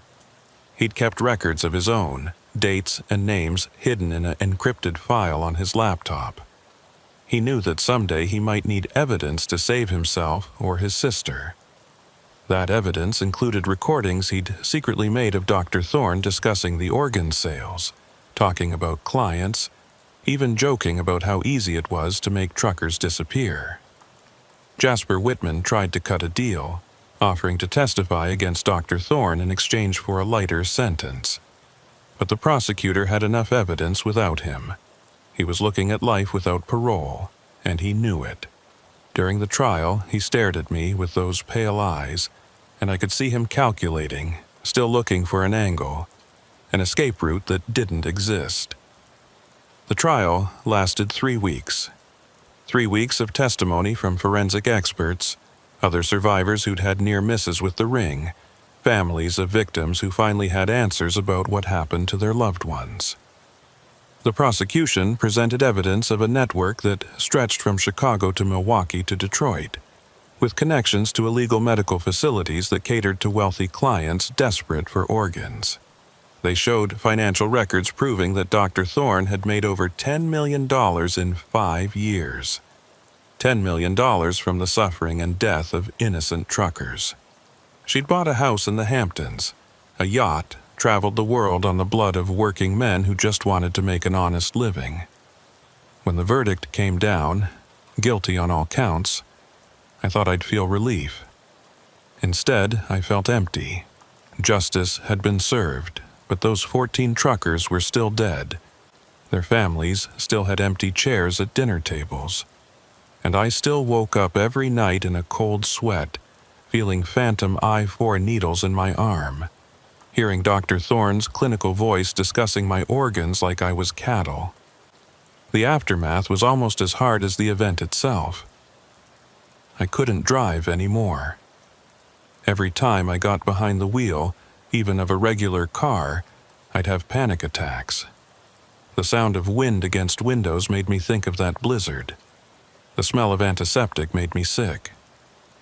I tried therapy, medication, everything the doctors suggested, but some wounds don't heal clean. My wife, Rachel, tried to be supportive, but she didn't understand why I couldn't just move on. We'd been separated before all this happened, trying to work things out, but the trauma drove the final wedge between us. She filed for divorce 6 months after the trial. I didn't contest it. She deserved better than a husband who woke up screaming and couldn't stand to be touched because it reminded him of gloved hands holding him down. I moved to a small apartment in Fort Wayne, close to my brother Stanley and his family. Stanley ran a hardware store, offered me a job that didn't involve driving. It was honest work, helping customers find the right tools, mixing paint, organizing inventory. Nothing like the open road, but stable, safe. One day, about a year after the incident, a young man came into the store. I recognized him immediately, though he'd changed. Hiram had lost weight, his face gaunt, eyes holding a sadness that probably matched my own. He'd served 8 months in minimum security and was on probation for 5 years. "Cornelius," he said quietly. I wasn't sure if I should come, but I needed to say something. I could have called the police, could have made a scene. Instead, I led him to the break room, poured 2 cups of terrible coffee, and sat down across from him. "I'm sorry," he said, the words tumbling out.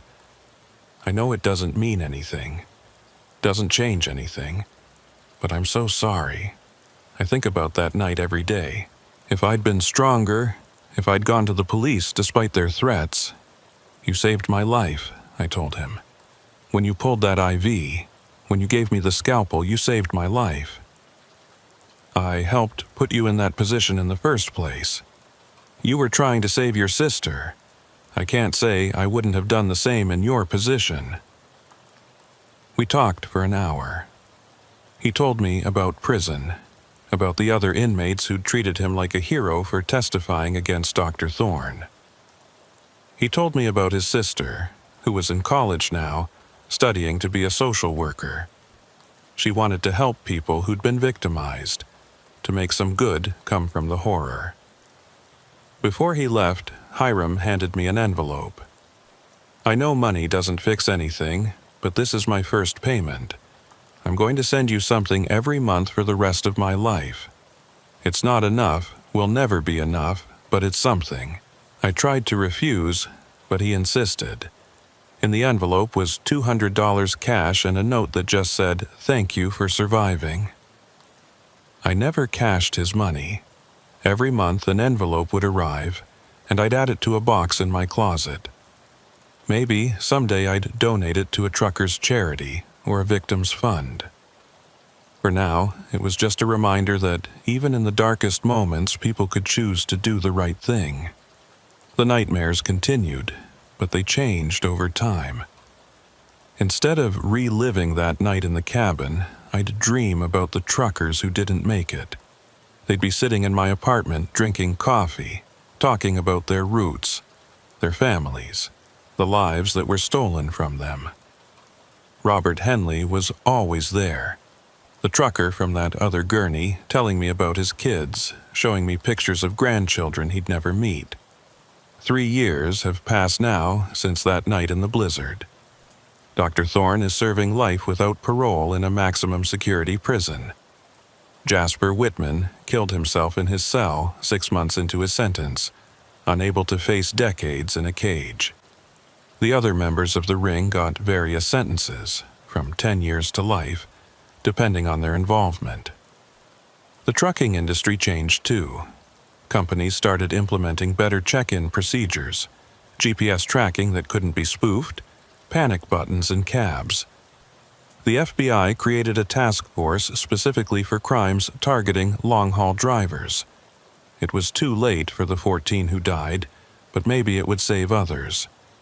I still work at Stanley's hardware store, still live in my small apartment, still wake up some nights feeling the cold of that blizzard, the weight of those hands holding me down.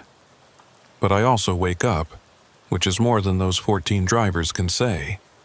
Sometimes customers recognize me from the news coverage, want to shake my hand, call me a hero. I'm not a hero, I'm just a trucker who got lucky, who had one person with a conscience in a room full of monsters. Heroes are the ones who choose to do right even when it costs them everything. That's Hiram, turning evidence against people who threatened his sister. That's Detective Kruger, who spent 3 years chasing shadows to find these killers. That's the families of those 14 truckers, who somehow find the strength to keep going despite their loss. The story should have ended there, with justice served and me trying to rebuild some semblance of a normal life. But evil doesn't always stay buried, and the network Dr. Thorne had built was more extensive than anyone realized. It started with small things, hang-up calls to the hardware store, cars parked across from my apartment for hours with tinted windows, mail that had clearly been opened and resealed. I told myself I was being paranoid, that the trauma was making me see threats that weren't there. But when Stanley mentioned that someone had been asking about me, a well-dressed woman claiming to be a journalist but refusing to leave contact information, I knew my instincts were right.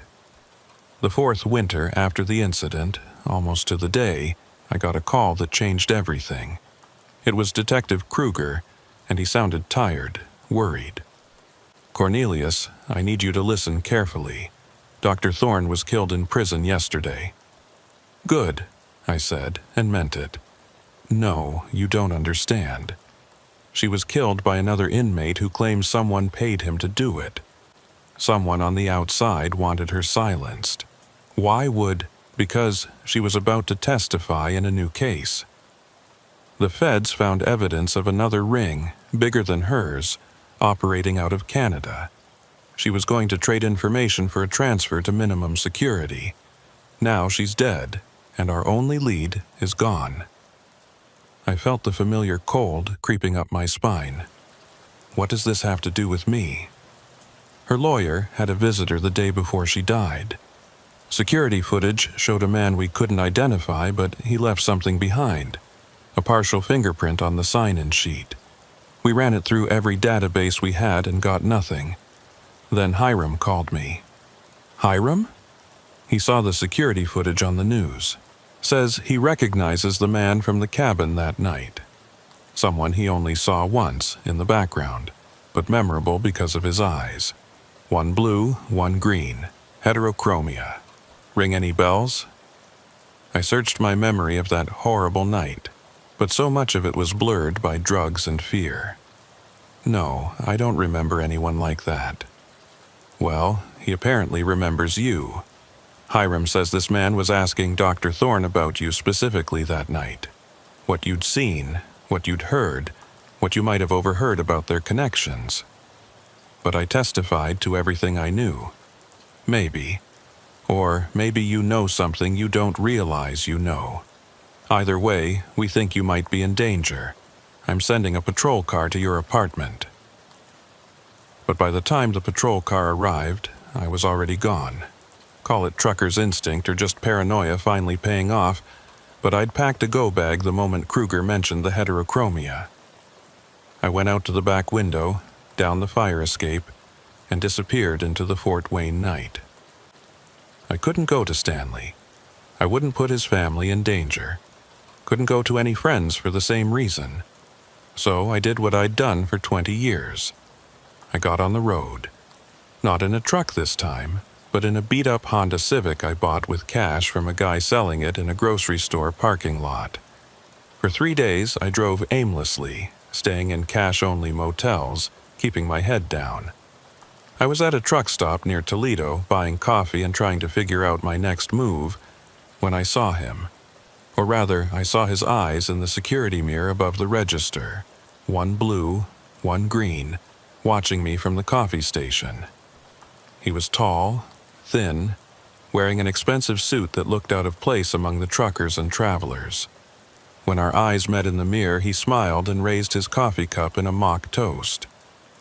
I left my coffee on the counter and walked quickly but calmly toward the exit. He followed, not rushing, maintaining that same easy smile. In the parking lot, I broke into a run toward my car, but he called out, "Cornelius, let's talk. I have a proposition." I stopped, turned. He was standing by a black Mercedes, hands visible, clearly unarmed. Up close, those mismatched eyes were even more unsettling. "5 minutes," he said. "That's all I ask. Then you can run, call the police, whatever makes you feel safe. Talk from there," I said, keeping my distance. "My name is Victor Keene. I represent certain interests that were inconvenienced by Dr. Thorne's operation. Not morally, you understand, but financially. She was sloppy, drew attention, made the entire industry harder to manage." "Industry, you mean murdering truckers for their organs?" "I mean providing life-saving medical services to those who can afford them. But let's not debate ethics. I'm here to offer you something Dr. Thorne never could. Complete safety. In exchange for what? Silence. Complete and total silence. You've testified, justice was served, story over. But if more investigations happen, if more questions get asked, if you cooperate with this new Canadian inquiry, well, that would be problematic." "You're threatening me." "No, I'm offering you a business arrangement. $1 million deposited in any account you specify in exchange for your permanent relocation and silence. You disappear, we forget you exist, everyone wins. And if I refuse?" He sighed, pulled out his phone, and showed me a photo. It was Stanley's daughter, my niece, walking to school. The photo was dated yesterday. "Let me be clear," Victor said, his tone shifting from businesslike to ice-cold. "Dr. Thorne was an amateur who let emotion cloud her judgment. We are not amateurs. We don't need to harm you or your family. That's messy, draws attention. But we can make life very difficult. Stanley's business could fail. Your nephew could lose his college scholarship.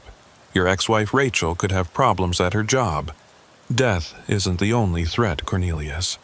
The FBI will protect them. The FBI couldn't protect Dr. Thorne in a maximum security prison. What makes you think they can protect civilians living normal lives?" He had a point, and we both knew it.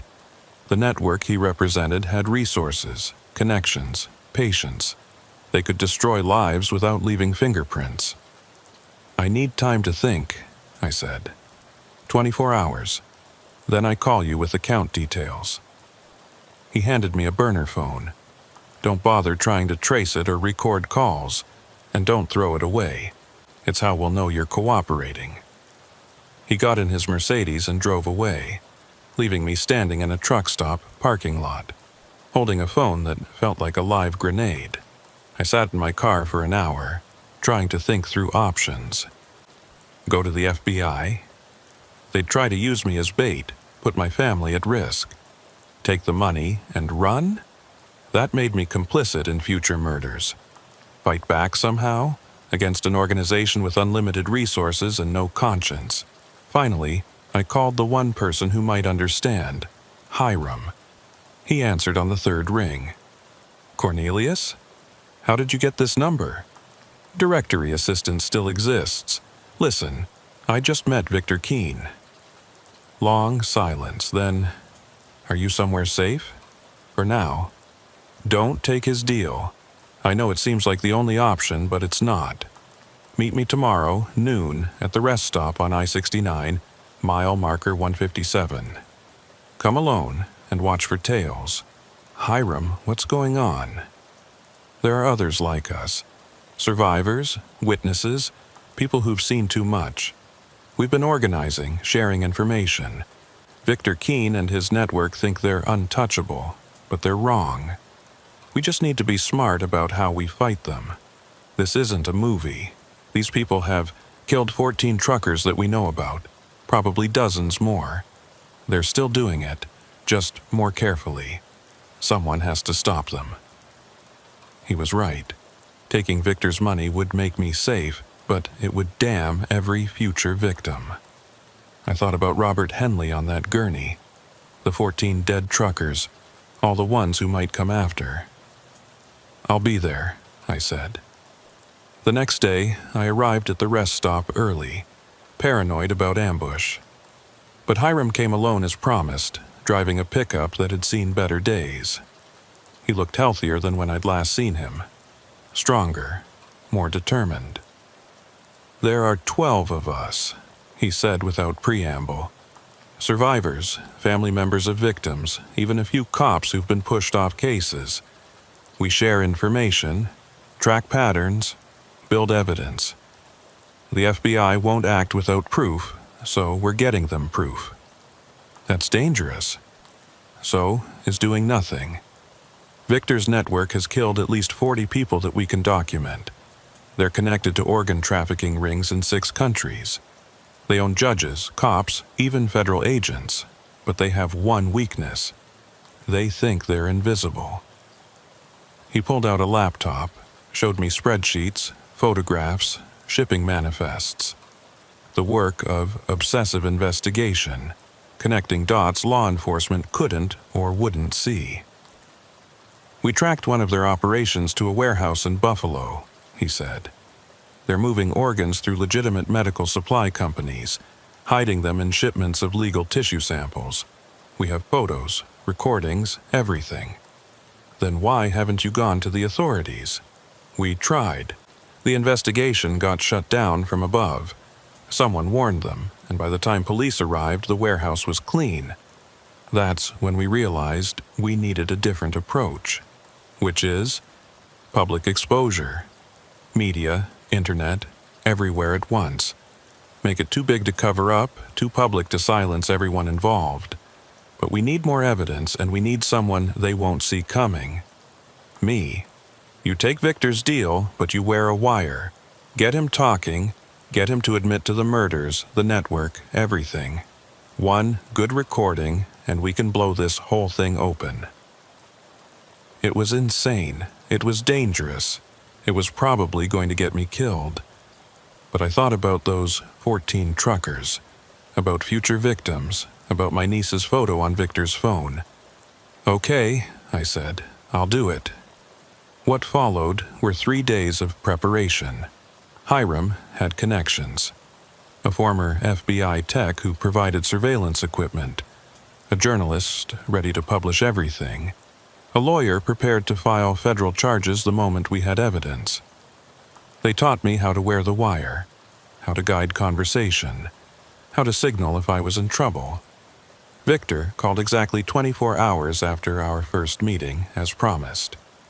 I told him I'd take the deal, but wanted to meet in person to discuss details.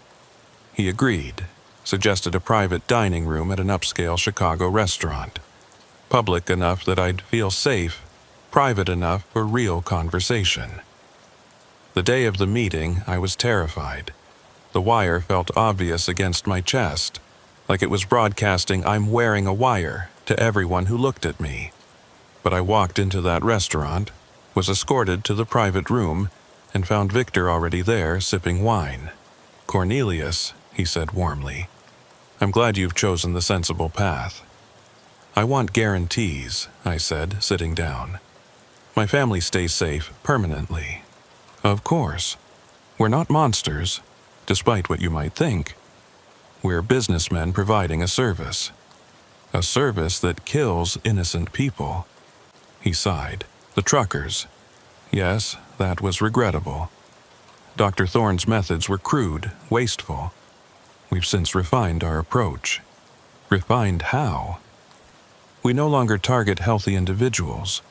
Instead, we've developed relationships with hospices, terminal wards, places where death is already imminent. Much cleaner, more ethical even. You're still trafficking organs. We're saving lives. The wealthy deserve health care too, don't they? Why should they die waiting on lists when organs are available? Because you're murdering people to get them. We're past tense. As I said, we've evolved." He poured me wine, which I didn't touch. "The truckers were Dr. Thorne's project. Unsanctioned, I might add. When we discovered what she was doing, we were appalled." "So appalled, you let her continue for 5 years?" "We didn't know the full extent until your testimony. Once we did, we took action."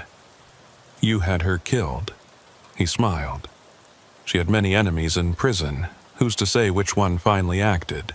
You're admitting to murder. I'm admitting to nothing. I'm simply observing that violent criminals often meet violent ends." I was getting frustrated. He was too careful, too practiced. I needed him to be more explicit. "What about the others? The 14 truckers who died?" 15, actually. The authorities never found Mitchell Flores. He's still listed as missing, but Dr. Thorne's records were quite clear about his fate. 15. There was another victim no one knew about. Where's his body? Who knows?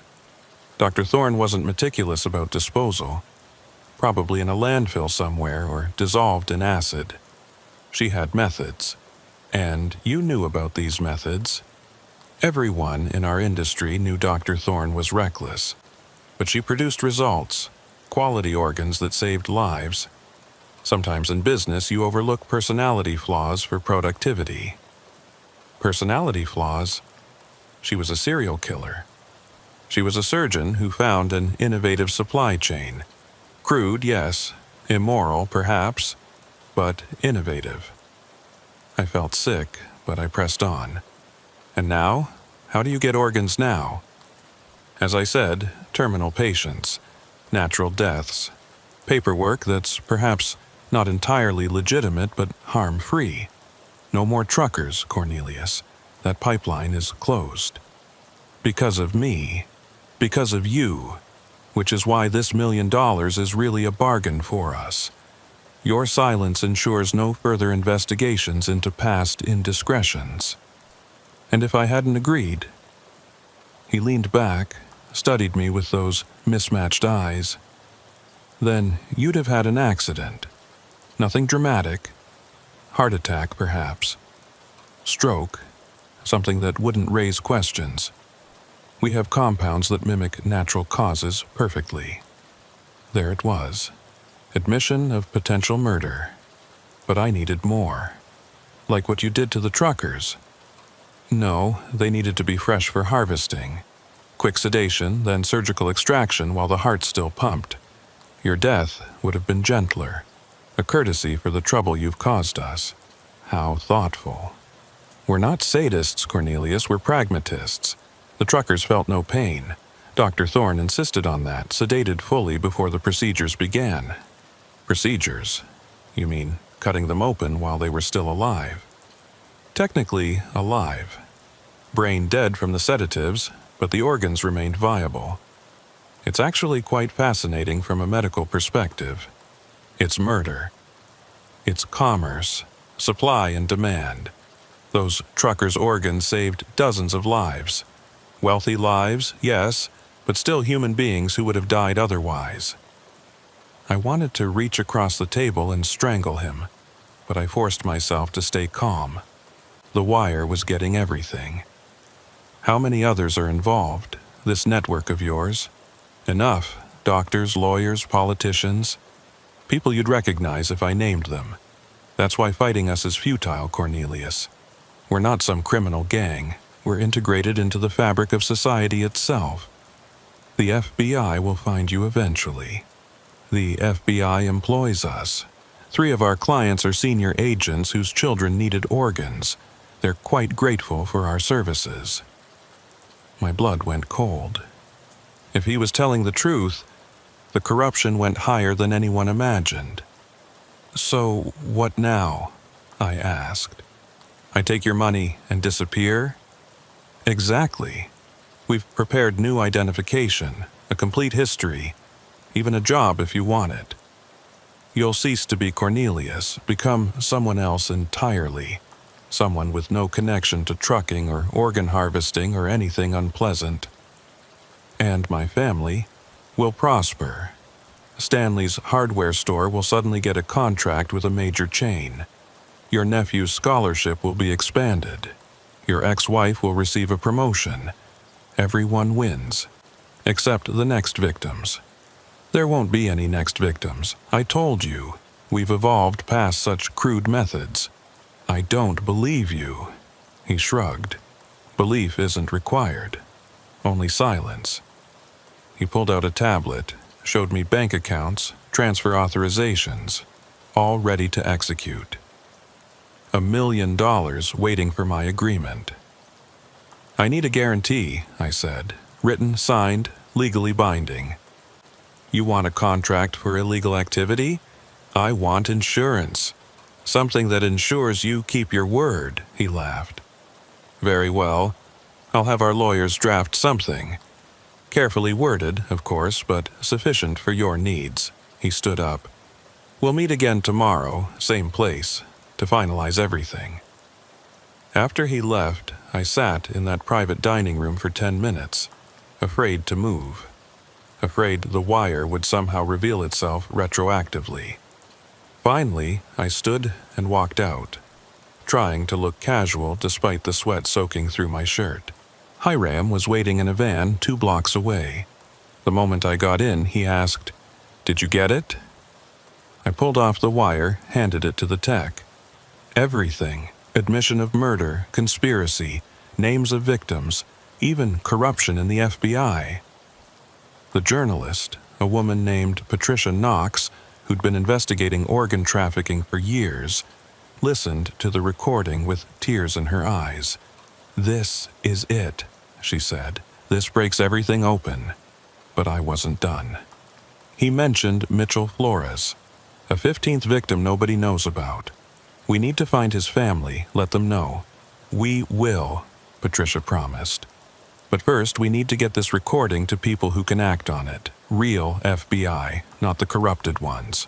How do we know who's clean? I have a contact, Hiram said. Agent Jennifer Maxwell. She's been investigating the organ rings independently, off the books because she suspects corruption in her department. She'll know what to do. That night, while Victor thought I was considering his contract, the recording was being copied, transcribed, and distributed to law enforcement agencies across 3 states. Patricia's story was written, ready to publish simultaneously in 6 major newspapers. The network that had seemed invincible was about to be exposed. The next day, I went to meet Victor as planned, but this time I wasn't alone.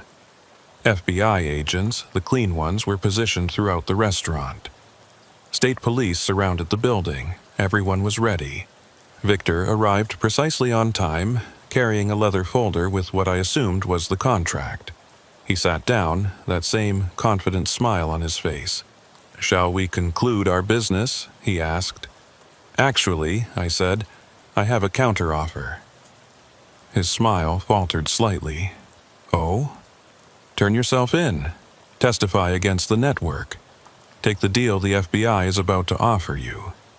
He started to stand, but the door opened and Agent Maxwell walked in, followed by 6 other agents.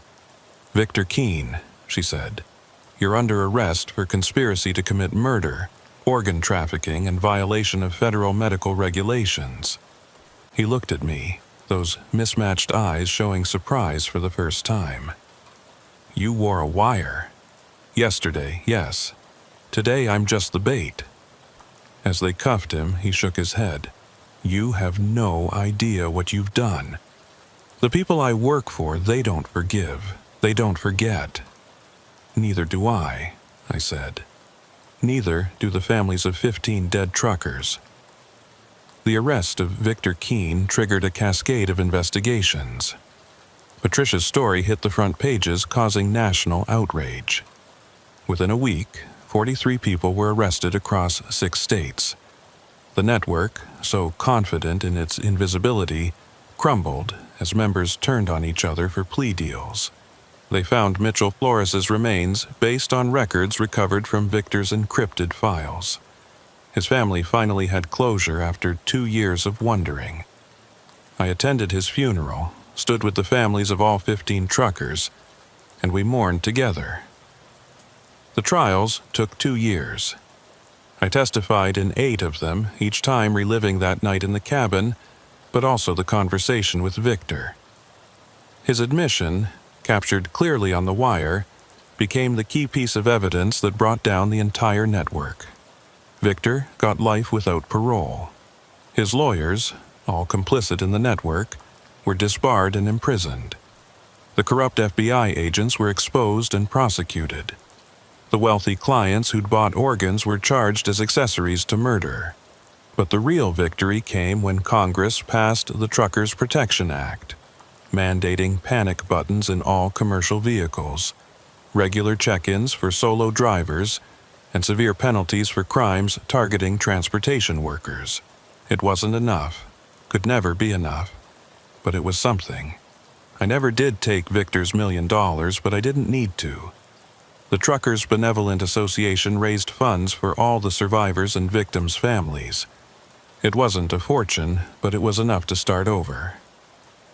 I moved back to Fort Wayne, went back to work at Stanley's hardware store. The nightmares still come, but less frequently.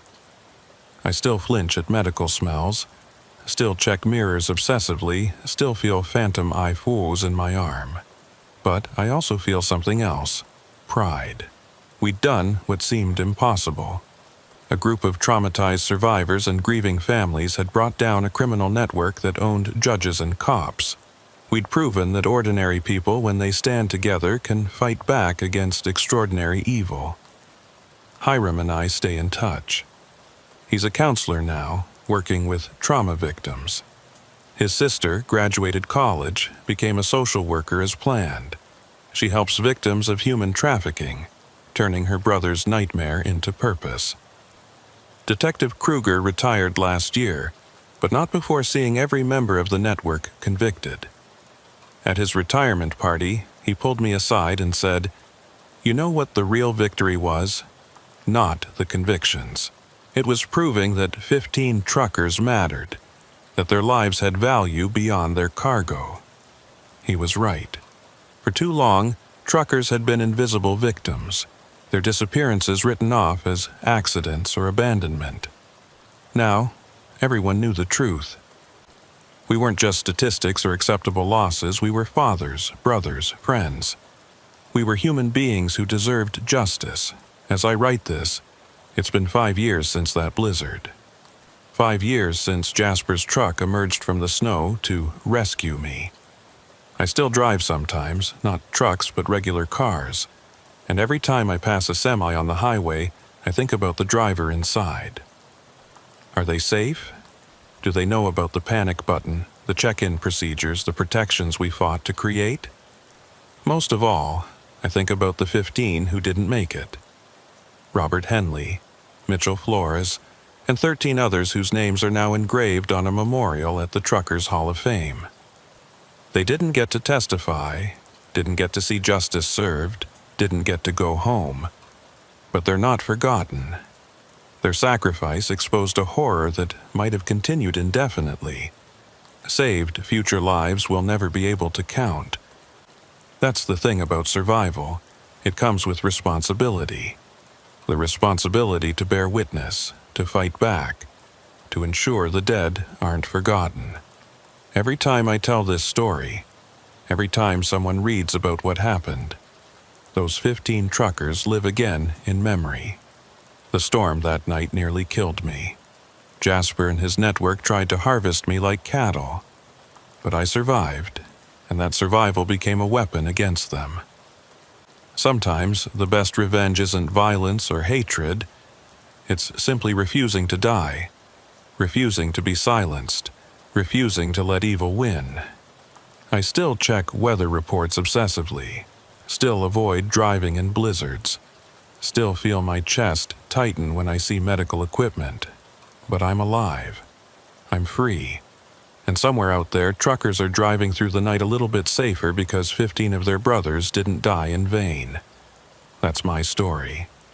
Every word of it true, documented in court records and FBI files. It's a story of horror, but also of hope, of ordinary people facing extraordinary evil and winning, of justice delayed but not denied. If you're a trucker reading this, remember, trust your instincts. If someone seems too helpful, too convenient, too good to be true in bad weather, they probably are. Your life is worth more than any schedule, any cargo, any delivery deadline. And if you're ever outside Chicago in a blizzard and someone offers to help, make sure you can see both their eyes are the same color. It might just save your life. My name is Amos, and I've been hauling freight across the Midwest for 18 years. Started when I was 25, right after I got out of the military, and trucking became my whole life. The open road, the solitude, the steady paycheck. It all made sense to me in a way that civilian life never quite did after Afghanistan. By the time this story happened, in late October of last year, I thought I'd seen everything the job could throw at me.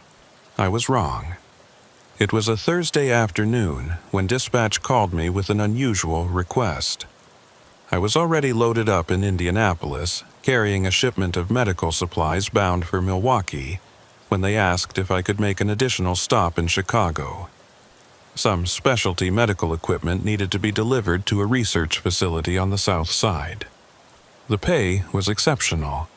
Triple the normal rate for what should have been a simple 2-hour detour. The client's name is Ezekiel Marsh, the dispatcher told me. He runs a private medical research facility. Says it's extremely time-sensitive, some kind of experimental treatment that can't be delayed. I should have asked more questions. Should have wondered why a research facility would need a delivery at 11 p.m. on a Thursday night.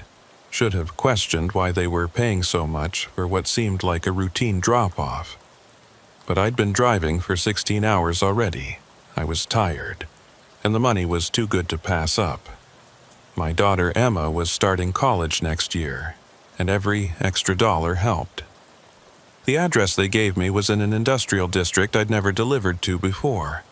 One of those areas that had been thriving in the 1960s, but had been slowly dying ever since. As I drove through the empty streets, my GPS kept trying to recalculate, confused by roads that existed on the map but seemed to lead nowhere. Half the streetlights were out, and the ones that worked cast this sickly orange glow that made everything look diseased. The building itself was massive, a 6-story brick structure that took up an entire city block. According to the faded sign above the main entrance, it used to be St. Bartholomew's Hospital, established 1923, but it had clearly been abandoned for years. Windows were boarded up, graffiti covered the lower walls, and weeds grew through cracks in the parking lot. This couldn't be right. I double-checked the address, then triple-checked it. This was definitely the place. I tried calling the client, Ezekiel Marsh, using the number dispatch had given me. It rang once, Then a voice answered immediately, like he'd been waiting by the phone. "Amos, you're here? Excellent. I'll meet you at the loading dock on the east side of the building." His voice was cultured, educated, with just a trace of an accent I couldn't place. European, maybe, but filtered through years of American living. "Mr. Marsh, this building looks abandoned. Are you sure? Appearances can be deceiving. We maintain a low profile for security reasons. Valuable research, you understand. Please, the loading dock, east side." The loading dock was in better condition than the rest of the building, with newer concrete and functioning lights. As I backed my trailer up to the platform, a door opened and 3 men emerged.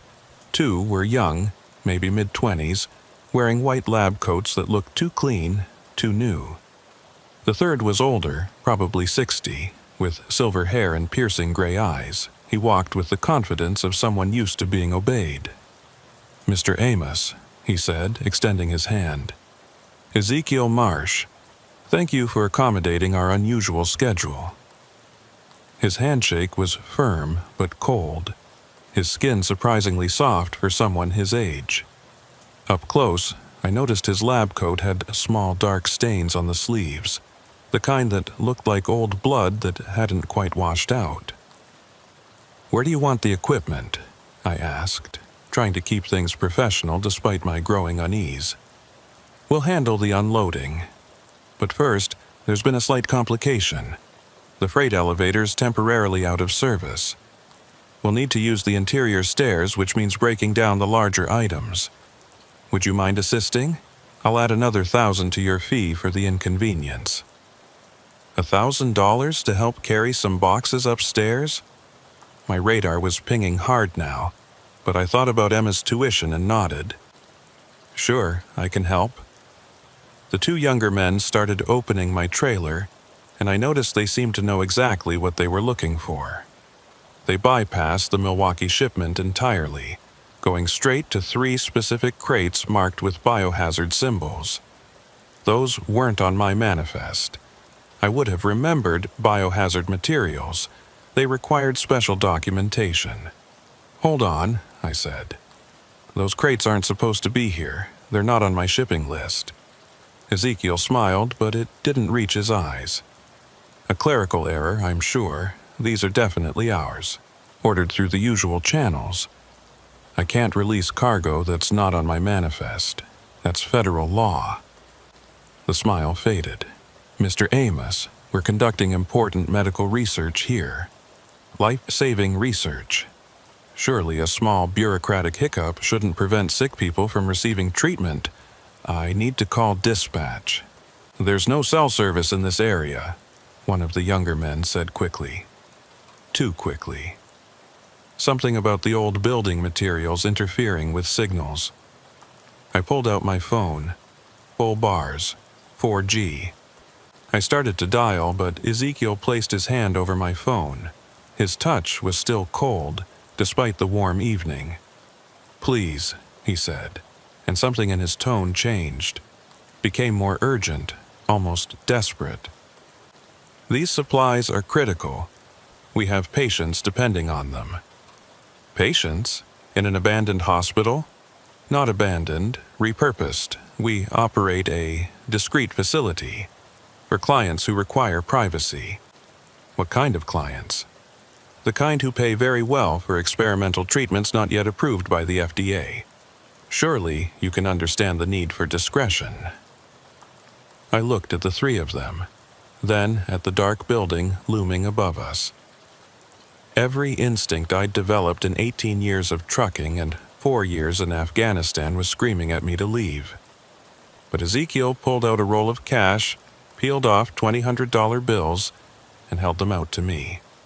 $2,000 extra. Just help us carry these crates inside. 30 minutes of work, maximum. I stared at the money. Emma's tuition, my mortgage, the truck repairs I'd been putting off. $2,000 for 30 minutes of work. "Just carrying boxes?" I asked. "Nothing more. You have my word." I took the money, shoved it in my pocket, and immediately regretted it. But I grabbed one end of the first crate while one of the younger men took the other. It was heavier than I expected, and something inside shifted when we lifted it. Not like solid equipment shifting, more like liquid, or something semi-solid. We carried it through the loading dock door into a hallway that didn't match the building's exterior at all. While outside looked abandoned, inside was clean, well lit, with fresh paint on the walls and new fluorescent fixtures overhead. The air smelled of disinfectant and something else, something organic and unpleasant underneath the chemical smell. "This way," Ezekiel said, leading us down the hallway. We passed several doors, all closed, but I could hear things behind them. Machines humming, what sounded like running water. And once, just for a moment, something that might have been crying or laughing. It was hard to tell. "You renovated this place?" I asked, trying to make conversation and calm my nerves. "Partially," Ezekiel replied. "We maintain the exterior's appearance to avoid unwanted attention. The interior, however, has been fully modernized for our needs." We reached a freight elevator that was clearly not out of service. It was new, recently installed, with digital controls and a security keypad. Ezekiel typed in a code, and the doors opened with a soft chime. "I thought you said the elevator was broken," I said. "The main freight elevator," he said smoothly. "This is the secondary one. It has weight restrictions, hence the need to break down the shipment into smaller loads." We rode up to the 4th floor in silence. When the doors opened, the smell hit me immediately. Stronger here, that organic odor barely masked by industrial-strength disinfectant. The hallway stretched in both directions, lined with doors that had small windows at eye level. Some were dark, but others showed glimpses of light and movement inside. "Storage room 4B, Ezekiel said, leading us to the right. As we walked, I glanced through one of the lit windows and immediately wished I hadn't. The room beyond was set up like an operating theater, with surgical lights and equipment I couldn't identify. But what made me stumble was what was on the table. It was covered by a sheet, but the shape underneath was wrong. Too many angles, too many bulges in places where there shouldn't be any. "Eyes forward, please," Ezekiel said sharply. "Our research is confidential." We reached room 4B, and Ezekiel unlocked it with another keypad code. Inside was what looked like a legitimate storage area. Shelves lined with medical supplies, refrigeration units humming against one wall, boxes neatly labeled and stacked. We set the crate down, and I was ready to leave, but the younger men were already heading back for the next one. "2 more trips," Ezekiel said. "Then you're done." The second trip was worse because now I knew what to listen for. Behind those closed doors, I could hear more sounds. Machinery definitely, but also voices. Muffled, indistinct, but definitely human. Some sounded like they were in pain. Others were having conversations, though I couldn't make out the words. And from somewhere deeper in the building came a rhythmic pounding, like someone banging on a door. "Quite an operation you have here," I said, fishing for information. "We're proud of our work," Ezekiel replied. "We're pushing the boundaries of medical science. Treatments that were thought impossible just years ago are now within reach." "What kind of treatments?" "Gene therapy, organ regeneration, life extension. The future of medicine is being written in buildings like this, Mr. Amos, away from the suffocating regulations and ethical hand-wringing of traditional institutions." We deposited the second crate and headed back for the third. By now, my nerves were completely shot.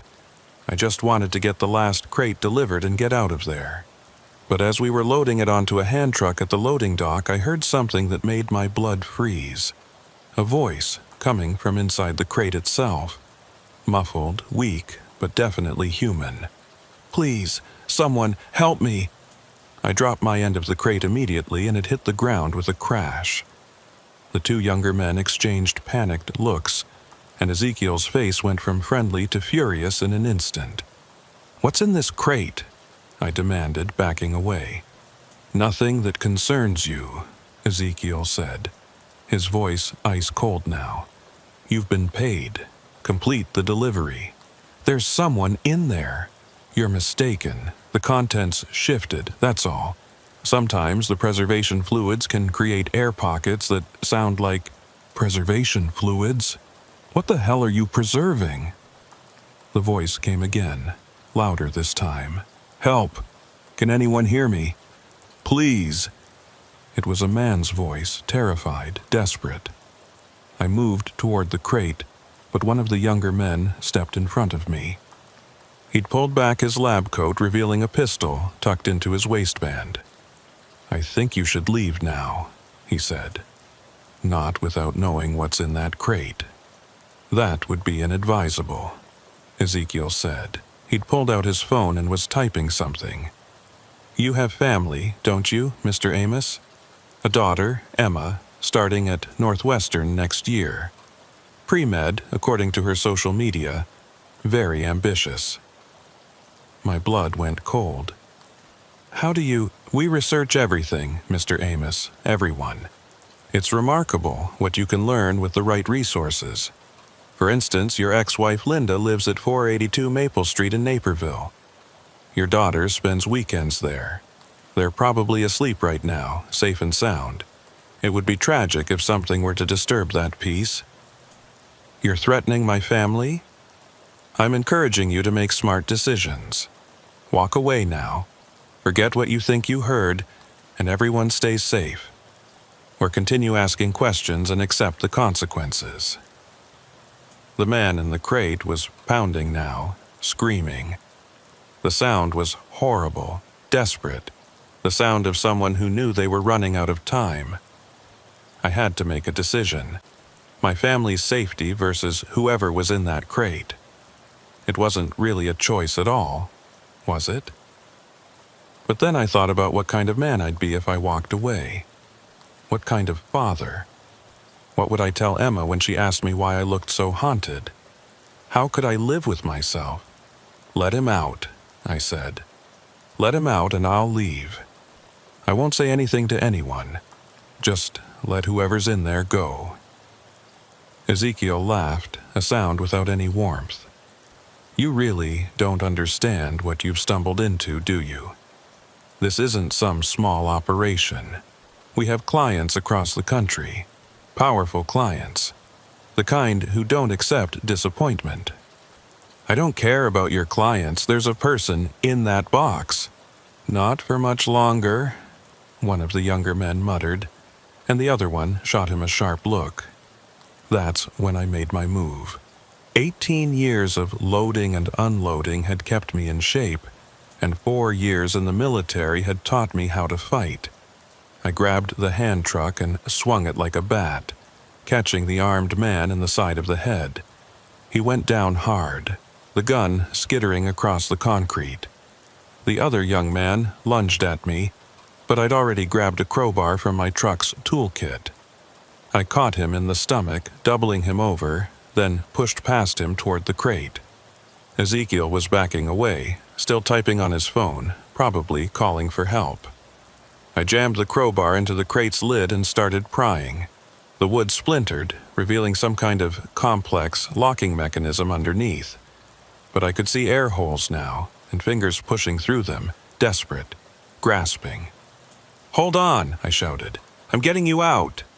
"Behind you," the voice inside warned. I spun just as the man I'd hit with the hand truck was getting up, reaching for his gun. I threw the crowbar at him, making him duck, then rushed him. We went down together, wrestling for the weapon. He was younger, but I was bigger, and desperation gave me strength. I managed to get the gun away and scrambled to my feet, pointing it at all three of them. "Open the crate," I ordered. "You have no idea what you're doing," Ezekiel said. "The person in there isn't who you think they are. They're not innocent. I don't care. Open it." Ezekiel nodded to one of his men, who pulled out a keycard and swiped it across a reader on the crate's lock. There was a beep, then a click, and the lid popped open. The man inside sat up gasping, his face pale and sweaty, his clothes soaked with some kind of clear fluid.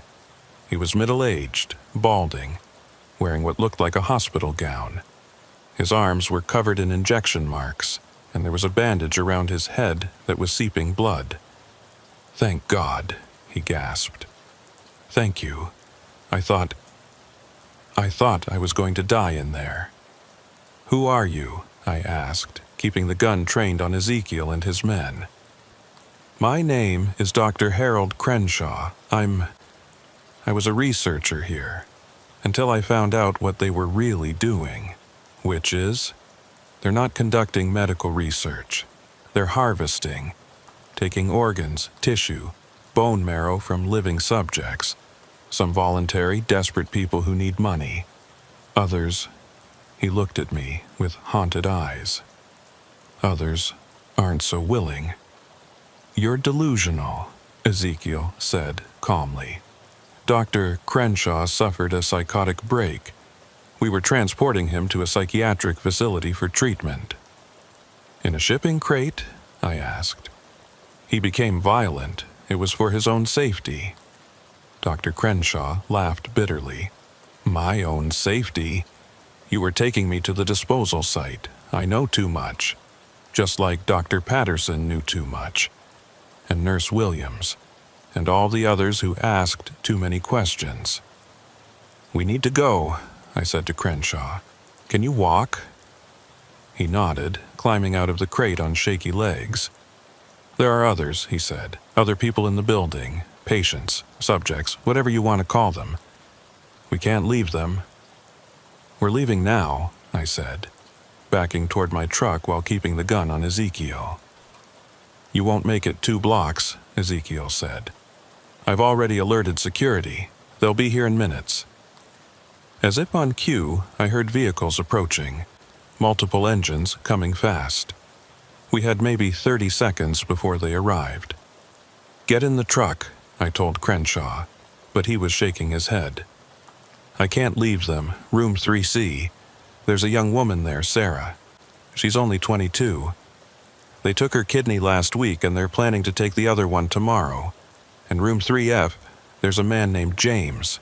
They've been draining his bone marrow for months. We can't save everyone," I said, pulling him toward the truck. "We need to get out and call the police." "The police won't come," Ezekiel said, with that cold smile. "We have arrangements, understandings. You'd be surprised how many people benefit from our work." The vehicles were getting closer. I could see headlights now, 3 sets, converging on the loading dock. We were out of time. I made a split-second decision that probably saved our lives. Instead of trying to run to my truck, which was blocked in by the approaching vehicles, I grabbed Dr. Crenshaw and pulled him back into the building. Ezekiel's eyes widened in surprise. "Lock it down!" he shouted to his men. But we were already through the door, running down that too-clean hallway. Behind us, I heard Ezekiel yelling orders, feet pounding on concrete, radios crackling. The building that had seemed so quiet and controlled was suddenly alive with activity. Doors were opening, voices shouting, alarms beginning to wail. "This way," Crenshaw gasped, pulling me left at an intersection. "There's another exit through the old emergency room." We ran past more doors with those little windows, and now faces were pressed against them. Some looked desperate, others resigned. A few seemed barely conscious. How many people were being held here? "We have to help them," Crenshaw said again. "We help them by getting out and bringing real cops," I replied, though the image of those faces would haunt me forever. We burst through a set of double doors into what had once been the hospital's emergency room. It was mostly stripped now, just empty beds and broken equipment pushed against the walls. But there was an exit sign glowing above a door on the far side. That's when someone stepped out from behind an overturned gurney. Not one of Ezekiel's lab-coated assistants, but a massive man in security gear, carrying what looked like a tactical shotgun. His name tag read, Obadiah. "Mr. Marsh wants you to return to the loading dock," he said, his voice surprisingly soft for such a large man. "Both of you." I still had the pistol I'd taken, and I raised it, though my hands were shaking. "We're leaving." Obadiah shook his head slowly. "No, sir, you're not. That pistol has no bullets. Mr. Jonas never keeps it loaded. Too much liability, he says." My heart sank. I pulled the trigger anyway. Click, empty. "Now," Obadiah continued, "you can come quietly, or I can make you come. Mr. Marsh prefers the first option. Less mess." "You know what they're doing here?" I asked. "You know they're killing people." "I know they're paying me very well not to ask questions," Obadiah replied. "Been doing that for 3 years now. Not about to stop because some truck driver got curious." Dr. Crenshaw stepped forward. "Obadiah, you helped me with my research when I first started. Remember? We talked about your daughter, how she wants to be a doctor someday. Is this the kind of medicine you want her practicing?" Something flickered in Obadiah's eyes. Doubt, maybe, or shame. But he steadied the shotgun. "My daughter's medical school isn't going to pay for itself, Doc. I'm sorry about this, I really am, but you should have stayed quiet like the rest of us." That's when we heard the screaming. Not from behind us, but from somewhere above. A woman's voice, terrified and in pain. It went on for maybe 10 seconds, then cut off abruptly. "Room 3C, Crenshaw whispered. "They're taking her other kidney. They moved up the schedule because of us." Obadiah's jaw tightened, but he didn't lower the gun. "Not my problem." "It's everyone's problem," I shouted. "How can you stand there and—" The lights went out. For a moment, there was absolute darkness. Then, emergency lighting kicked in, bathing everything in a red glow that made the abandoned ER look like something out of a nightmare. "What the hell?" Obadiah muttered, reaching for his radio. A voice came over the building's intercom system, but it wasn't Ezekiel. It was younger, female, and furious. "This is Dr. Patricia Vance. I've disabled the main power grid and locked down all security systems. The police have been called. The real police, not your paid-off contacts. FBI, too. You have 5 minutes before they arrive." Ezekiel's voice crackled over Obadiah's radio. "Code Black. All security to the server room. Protect the data at all costs." Obadiah looked torn, glancing between us and the door. The radio squawked again. "Obadiah, where are you? We need you at the servers now." "Go," I said. "Stop them from destroying evidence. Maybe it'll count for something when the cops get here." He stared at me for a long moment, then lowered the shotgun. "4th floor," he said quietly. "Room 4J. That's where they keep the kids." "Kids?" My blood went cold. "Runaways mostly, nobody to miss them." He looked sick saying it. I never went in there, couldn't, but I knew. He turned and ran toward the stairwell, either to help Ezekiel or to stop him, I couldn't tell. "We have to get them," Crenshaw said immediately. "The cops will be here in 5 minutes. Ezekiel will kill them all before then, destroy all the evidence, including the witnesses." He was right. I could already smell smoke coming from somewhere above. They were burning documents, probably destroying hard drives, eliminating any trace of what they'd done. And if they were willing to kill evidence— "Let's go," I said. We ran for the stairs, taking them 2 at a time. The 2nd floor was chaos. People in lab coats running with boxes of files, security guards shouting orders, smoke beginning to fill the hallways. Nobody paid attention to us in the confusion. The third floor was worse. Some of the doors were open now, and patients were stumbling out. Men and women in hospital gowns, some with fresh surgical scars, others barely able to walk. They looked confused, terrified, lost. "Emergency exit is that way," Crenshaw shouted to them, pointing toward the far end of the hall. "Get out now!" Some listened and ran. Others seemed too traumatized or drugged to understand. We couldn't save them all. We had to focus on the kids. The fourth floor was eerily quiet compared to the chaos below. The smoke was thicker here, and I could see flames flickering through some doorways. They were destroying everything. Room 4J was at the end of the hall. The door was locked, but I still had the empty pistol, and I used it to smash the lock mechanism. The door swung open, revealing a scene that still appears in my nightmares. 6 kids, ranging from maybe 10 to 16, all in hospital beds. IV lines in their arms, monitoring equipment beeping steadily. They were unconscious or sedated, I couldn't tell which. Charts at the foot of each bed listed blood types, tissue compatibility markers, and scheduled procedures. "Help me disconnect them," Crenshaw said, already moving to the nearest bed. It was a girl, maybe 13, with dark hair and a pale face. As he removed her IV, her eyes fluttered open. "Are you my doctor?" she asked groggily. "I'm getting you out of here," he said. "Can you walk?" She tried to sit up, wobbled, then nodded. "I think so." We worked quickly, disconnecting IVs, helping kids sit up, supporting those who could barely stand. One boy, probably 15, was more alert than the others. "Are you cops?" he asked. "No, but they're coming," I said. "We need to get you all out before—" The door slammed shut behind us. Ezekiel stood there with 2 security guards, and this time their guns were definitely loaded. "I'm disappointed, Mr. Amos," he said. "You could have walked away, now you're going to disappear, just like Dr. Crenshaw was supposed to."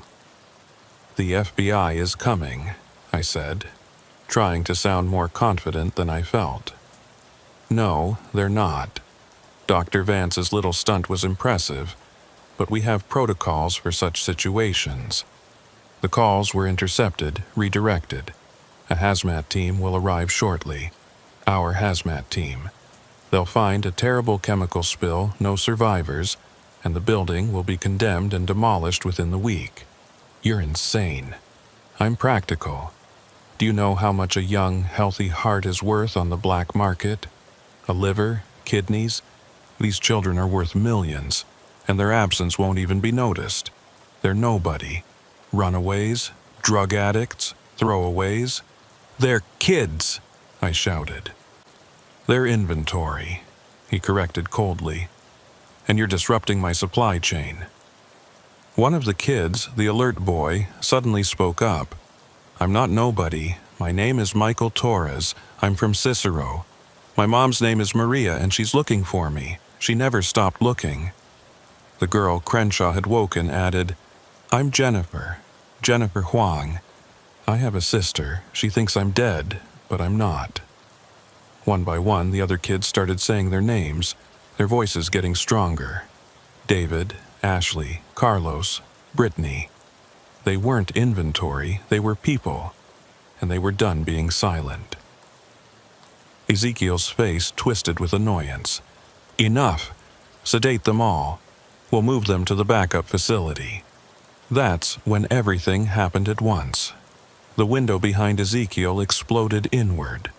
Not from a gunshot or explosion, but from a fire axe wielded by someone outside. A woman in a lab coat climbed through. Dr. Patricia Vance, I assumed. She was younger than I'd expected, maybe 30, with fierce eyes and blood on her hands from the broken glass. "The real FBI is here," she announced. "I sent the evidence directly to their cybercrimes division. Locations of all your facilities, client lists, financial records, everything." Ezekiel spun toward her, and I took my chance. I grabbed a metal IV stand and swung it like a club, catching one guard in the knee. He went down, screaming. Crenshaw, showing more courage than I'd expected, tackled the other guard's legs. Ezekiel pulled out a small pistol, but Patricia was already moving. She had a syringe in her hand, and she plunged it into his neck before he could aim. He dropped the gun, his eyes going wide. "Succinylcholine," she said calmly. "Paralytic agent. You'll be fully conscious, but unable to move for the next 20 minutes. Long enough for the authorities to arrive." Ezekiel collapsed, his eyes darting frantically but his body completely still. The guards were down, one unconscious, the other moaning and clutching his knee. "We need to go," Patricia said. "I set fires in the lab areas to destroy their biological samples, but it's spreading faster than I planned." We could hear sirens now, real ones, getting closer. But we could also hear the building groaning, feel the heat rising through the floors. We had minutes, maybe less. "Can they walk?" Patricia asked, looking at the kids. "We'll carry them if we have to," I said. We made a strange procession, 3 adults supporting 6 barely conscious kids, making our way through smoke-filled hallways. Other patients had found their way out of their rooms and were following us, a growing crowd of the wounded and traumatized. The stairwell was full of smoke. We couldn't see more than a few feet ahead, and the kids were coughing, struggling to breathe. I picked up the smallest one, a girl who couldn't have been more than 11, and carried her. Crenshaw and Patricia each supported 2 others, while Michael, the most alert, helped guide the last one. 3 floors, 2 floors. The heat was getting worse, and I could hear the fire spreading above us, eating through the old building's bones. We burst through the first-floor door into the main lobby, where chaos reigned. FBI agents in tactical gear were pouring through the front entrance. Some of Ezekiel's security guards were surrendering, hands up, while others were trying to flee through side exits. Paramedics were setting up triage areas, and firefighters were running hoses into the building. "We've got kids here," I shouted. "They need medical attention." Paramedics rushed over, taking the children from us, checking vitals, starting oxygen. I watched them work, making sure each kid was accounted for, each name recorded. They weren't going to disappear again. An FBI agent approached me, weapon drawn but not aimed. "Are you Amos?" I nodded, suddenly exhausted. "We need to debrief you immediately. You're the primary witness to—" "Ezekiel Marsh is on the 4th floor," I interrupted. "Room 4J. He's paralyzed but conscious. Don't let him die. He needs to answer for this." The agent spoke into his radio, sending a team up. Then he looked at me more carefully. "You're the truck driver, the one who called this in?" "I didn't call anything in. That was her." I pointed to Patricia, who was being checked by paramedics for cuts from the window glass. "But you rescued the children." "We all did. Crenshaw, Patricia, even one of the security guards told us where they were." The agent nodded, making notes. "We're going to need detailed statements from all of you. This is bigger than we thought. Dr. Vance's data dump shows facilities in 12 states. 12 states. How many buildings like this? How many kids? How many desperate people carved up for parts?" I sat down on the curb outside, watching the building burn. The fire department was trying to control it, but the old structure was going up fast. Whatever evidence was still inside was being destroyed, but Patricia had saved the digital records. That would have to be enough. Michael Torres, the boy who'd spoken up, was on a gurney nearby. He caught my eye and nodded just once. A thank you, maybe. Or just acknowledgement that we'd both survived something horrible. My phone buzzed. Multiple missed calls from dispatch, from my ex-wife, from Emma.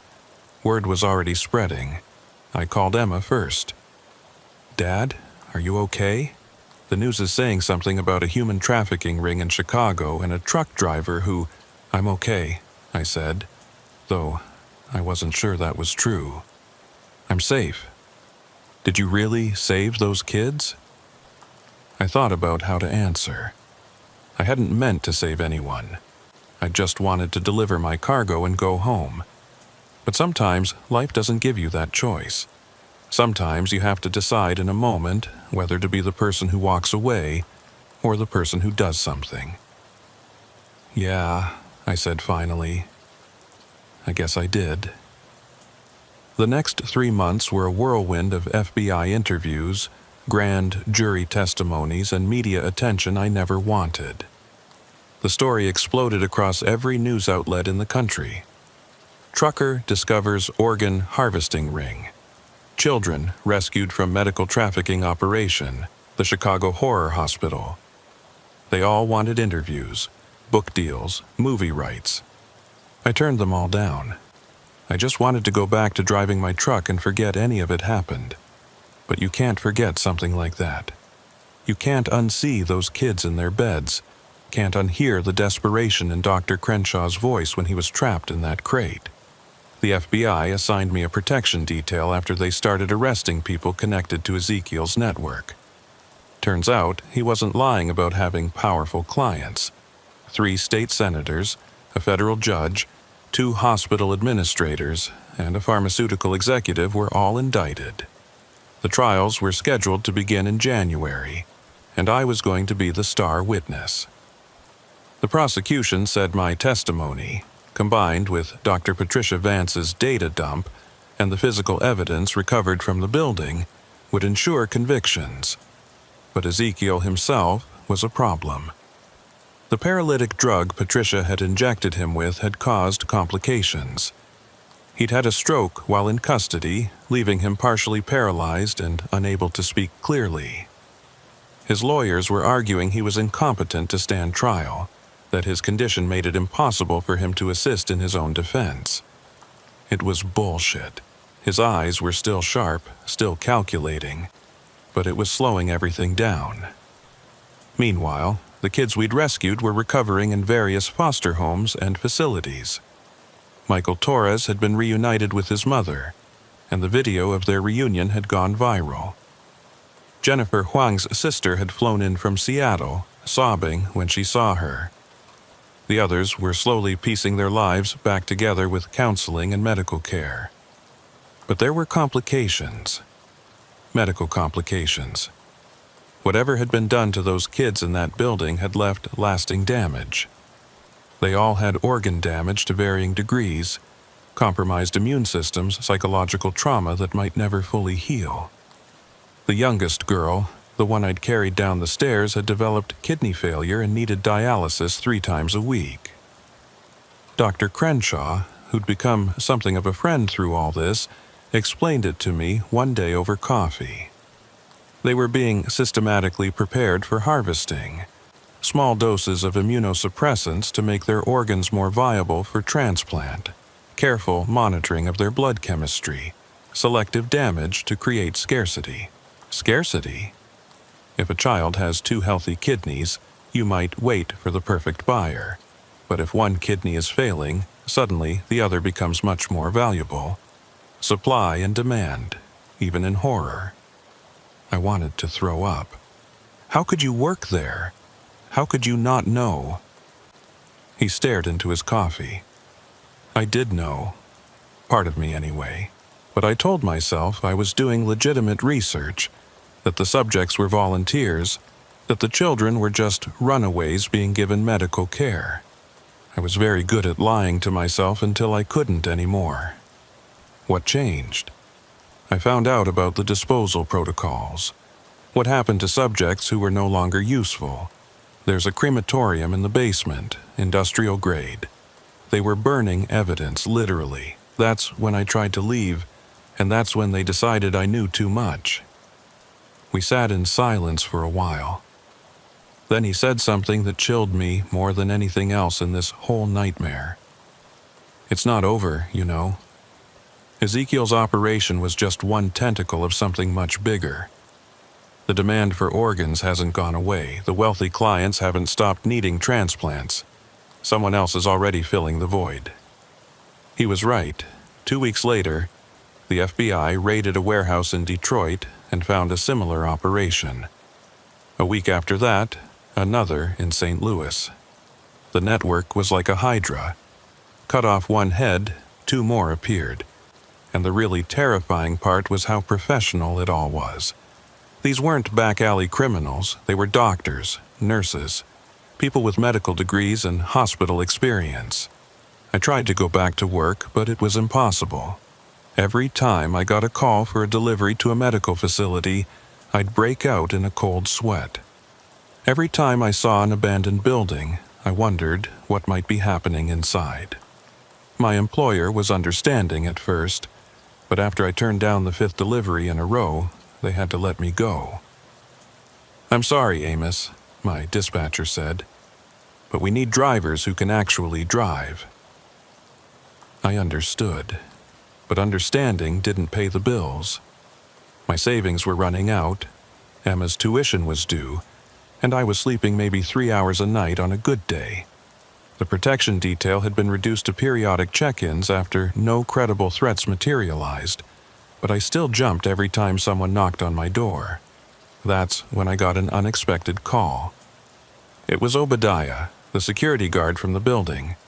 He was calling from federal prison where he was serving 5 years for conspiracy charges. He'd cooperated with authorities, testified against Ezekiel's network, but he'd still been part of it. "I know I have no right to ask you for anything," he said, his voice tinny through the prison phone system. "But I need to tell you something. There's another facility, one the FBI doesn't know about." My hand tightened on the phone. "Where?" "Gary, Indiana. Old steel mill on the south side. Ezekiel mentioned it once when he thought I wasn't listening. Said it was the backup location if Chicago ever got compromised." "Why are you telling me this?" "Because I see those kids' faces every night when I close my eyes. Because my daughter won't talk to me anymore. Because maybe if I help stop this, it'll mean something. Tell the FBI." I did. They said without concrete evidence they can't get a warrant. An old steel mill in Gary describes about 20 buildings, but I remembered something else. Ezekiel had a partner, someone he only referred to as the surgeon. Real name is Dr. Simon Blackwood. He's supposed to be running the Gary facility. I wrote down everything Obadiah told me, then sat staring at the information. The smart thing would be to pass it along to the FBI and let them handle it eventually. The safe thing would be to forget I ever heard it. But I kept thinking about those kids in room 4J, about how many more might be in that steel mill right now. I called Patricia Vance. She'd become something of an activist since the Chicago incident, using her medical knowledge to expose organ trafficking networks. She answered on the second ring. "Amos, are you okay?" I told her about Obadiah's call, about the Gary facility. She was quiet for a long moment. "We can't go to the FBI with this," she said finally. "Not yet. If there's a leak, if someone tips off this Dr. Blackwood, he'll disappear everyone and everything, just like Ezekiel tried to do. So what do? We get proof, photos, documents, something concrete that forces the FBI to act immediately. Patricia, I'm a truck driver, not a private investigator. You're a truck driver who saved 6 kids and exposed a multi-state trafficking ring. You're exactly who we need." I wanted to say no. Every rational part of my brain was screaming at me to stay away, to let someone else handle it. But I couldn't stop thinking about that 11-year-old girl on dialysis, about Michael Torres reuniting with his mother, about all the kids who might not get rescued if we waited for official channels. "When?" I asked. "Tonight. The longer we wait, the more chance they have to move operations." That evening, Patricia picked me up in a rented van. She'd brought equipment, cameras with night vision, a drone for aerial surveillance, bolt cutters, and disturbingly, a small medical kit just in case, Doctor. Crenshaw was with her, looking nervous but determined. "You didn't have to come," I told him. "Yes, I did. I helped create this monster. I need to help destroy it." The drive to Gary took about an hour. The city had been dying for decades, ever since the steel industry collapsed and whole neighborhoods were abandoned. The perfect place to hide something horrible. The mill Obadiah had described was a massive complex of rusted buildings and broken windows, surrounded by a chain-link fence that had seen better days. From the outside, it looked completely abandoned. No lights, no vehicles, no signs of life. But Patricia's drone spotted something interesting. Fresh tire tracks leading to a loading dock on the north side, and what looked like new ventilation equipment on one of the roofs. "Someone's been here recently," she said, studying the drone footage on her tablet. We found a section of fence that had been cut and poorly repaired, slipped through, and made our way across the overgrown lot. The place felt wrong, the same way Ezekiel's building had felt wrong. Too quiet, too still, like it was holding its breath. The loading dock door was locked, but it was a cheap padlock that Patricia's bolt cutters handled easily. Inside was darkness so complete it seemed solid. We used our flashlights sparingly, not wanting to announce our presence. The first floor was genuinely abandoned. Rusted machinery, broken glass, graffiti from urban explorers. But Patricia found something the casual observer would miss. Fresh scratches on the floor near a service elevator, like something heavy had been dragged recently.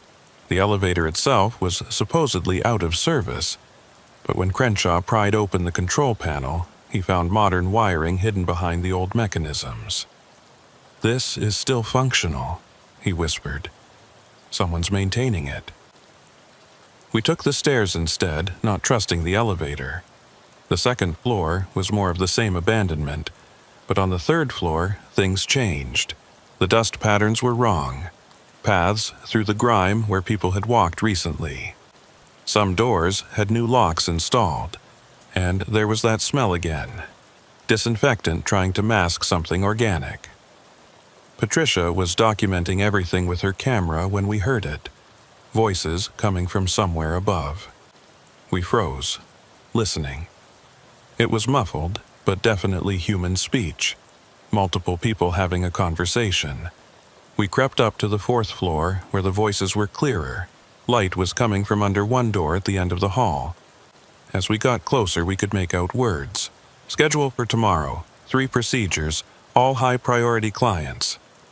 "Do we have the necessary inventory?" 2 confirmed. Still waiting on the 3rd. "The courier should arrive tonight. Make sure receiving is ready." Courier. Arriving tonight. They were expecting someone. Patricia looked at me, her face pale in the dim light. We had to make a decision. Document what we could and leave, or try to see what was behind that door. Before we could decide, we heard footsteps on the stairs below us. Multiple sets, climbing fast. Someone else was arriving, and we were trapped on the 4th floor with nowhere to hide. Crenshaw grabbed my arm and pointed to a door marked Maintenance. It was unlocked, and we slipped inside just as the footsteps reached our floor.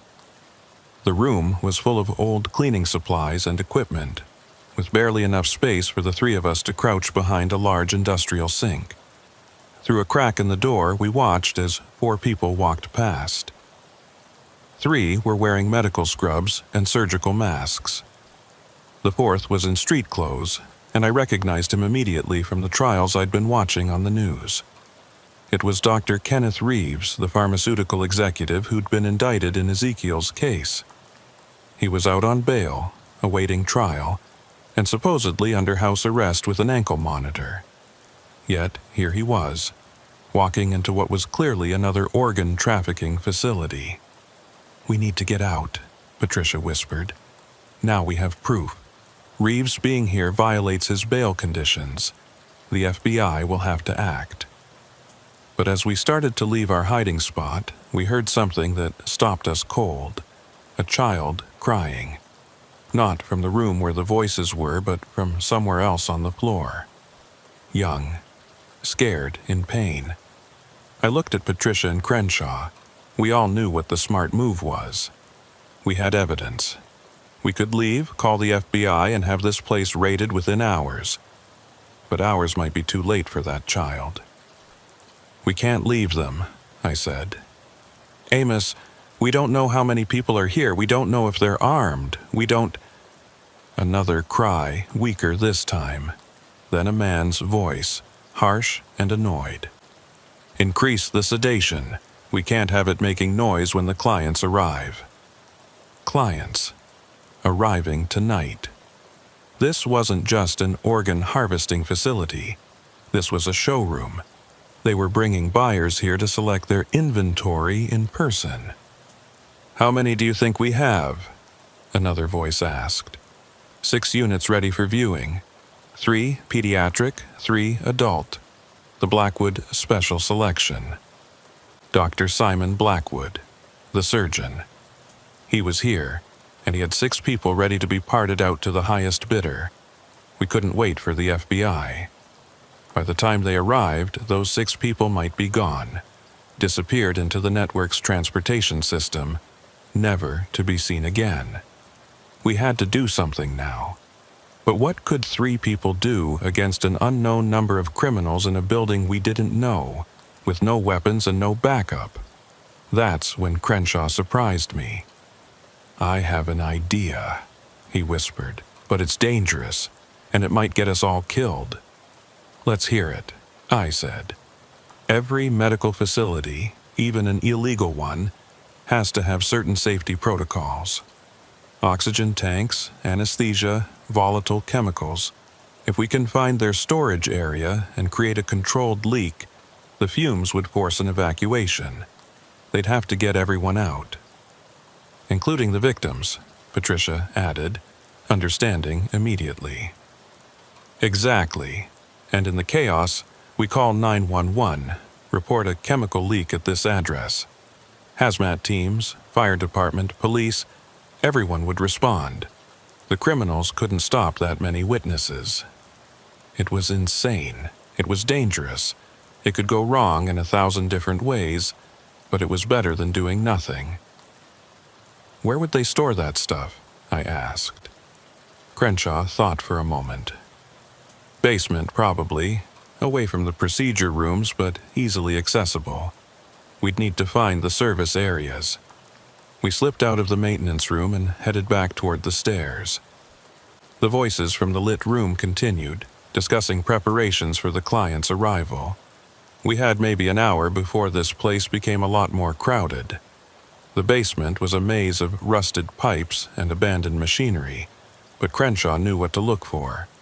We found the storage area behind a door marked with hazmat symbols, new ones, recently applied. Inside were tanks of oxygen, nitrous oxide, and various anesthetic gases, all properly labeled and organized. This wasn't some amateur operation. "This'll work," Crenshaw said, examining the connections. "But we need to be careful. Too much and we could cause an actual explosion." "How much is too much?" I asked. "We're about to find out." He started working on the valves while Patricia kept watch. I could hear my heart pounding in my ears, waiting for someone to discover us. Crenshaw opened 3 different tanks just slightly, creating a slow but steady leak. "The gas is heavier than air," he explained. "It'll pool down here first, then rise through the ventilation system. In about 15 minutes, the concentration will be high enough to trigger their safety sensors if they have them. If not, someone will smell it and panic. And then we get the hell out and call everyone we can think of." We made our way back to the first floor, but as we reached the main entrance, we heard vehicles approaching. Multiple engines, doors slamming, voices. The clients were arriving early. "Back door," Patricia whispered, and we ran through the darkness toward the rear of the building. The back exit was chained shut, but the bolt cutters made quick work of it. We burst out into the night air just as we heard the first shouts from inside the building. Someone had noticed the gas.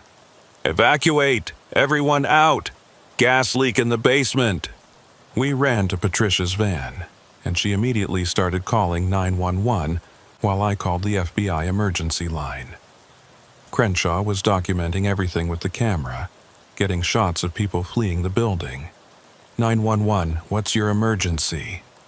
There's a chemical leak at the old Brackenridge steel mill in Gary, Patricia said, giving the address. Multiple people exposed, possible casualties.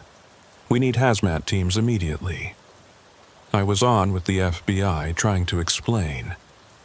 This is Amos Richardson, witness in the Ezekiel Marsh case. I'm at an organ trafficking facility in Gary, Indiana. Dr. Kenneth Reeves is here, violating his bail. They have 6 victims inside, including children. The chaos was immediate and beautiful. People were pouring out of the building. Medical staff, security, and hopefully the victims. In the distance, sirens were already wailing. The Gary Fire Department was less than 5 minutes away. That's when I saw him. Dr. Simon Blackwood, the surgeon himself. He was older than I'd expected, maybe 70, with white hair and a face that might have been kindly if you didn't know what he did.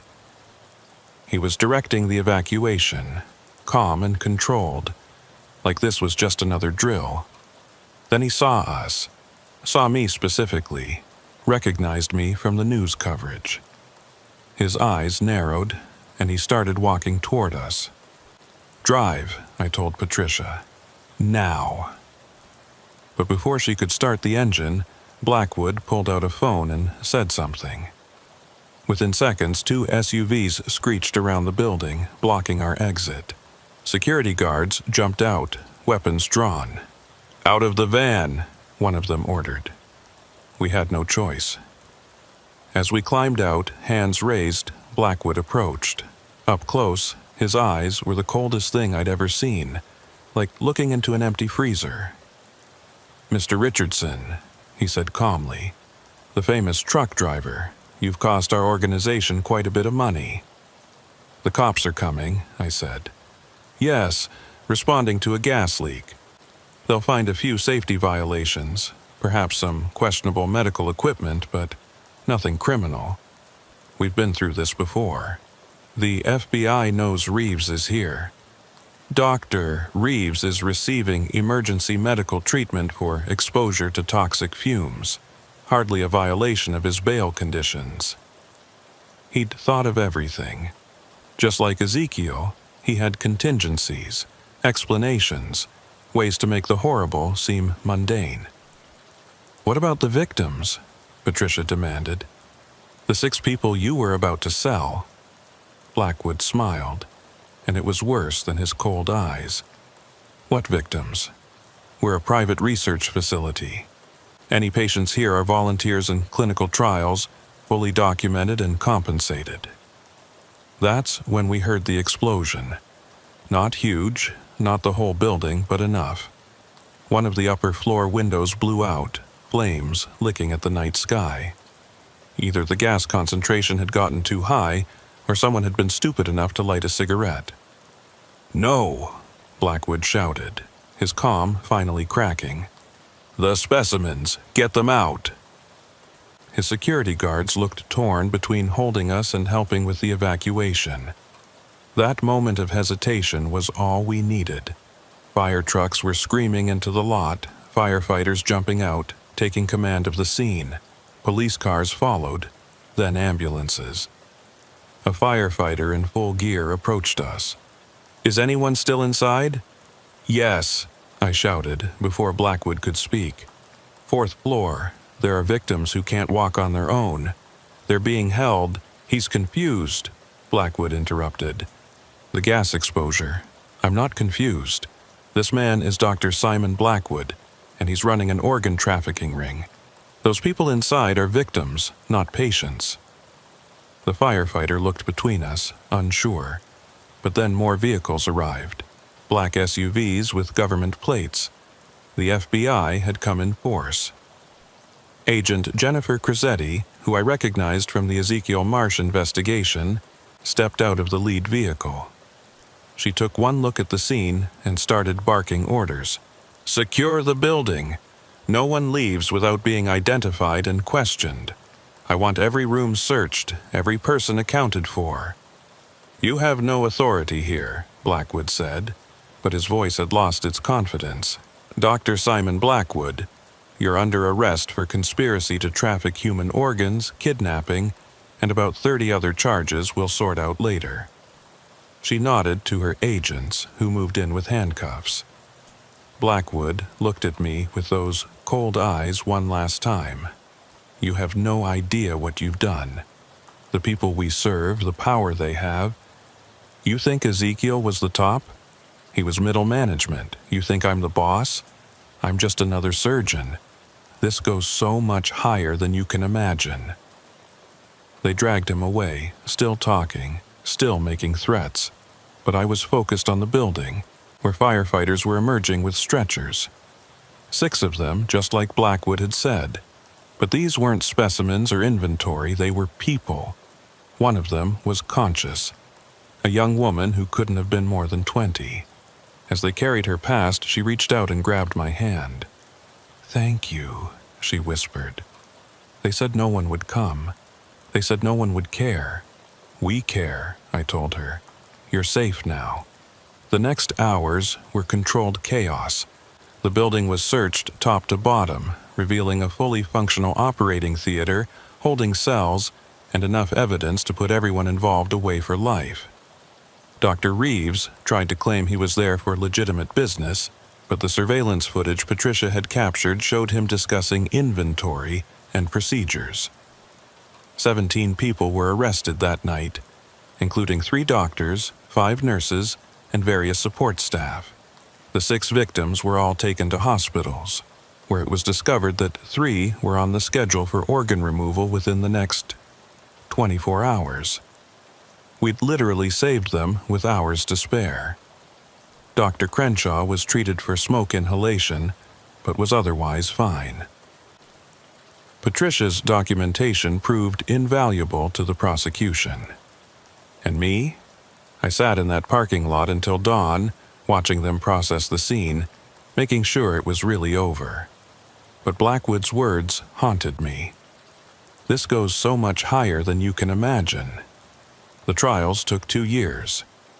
Ezekiel Marsh died in prison before his could conclude, the stroke finally claiming him.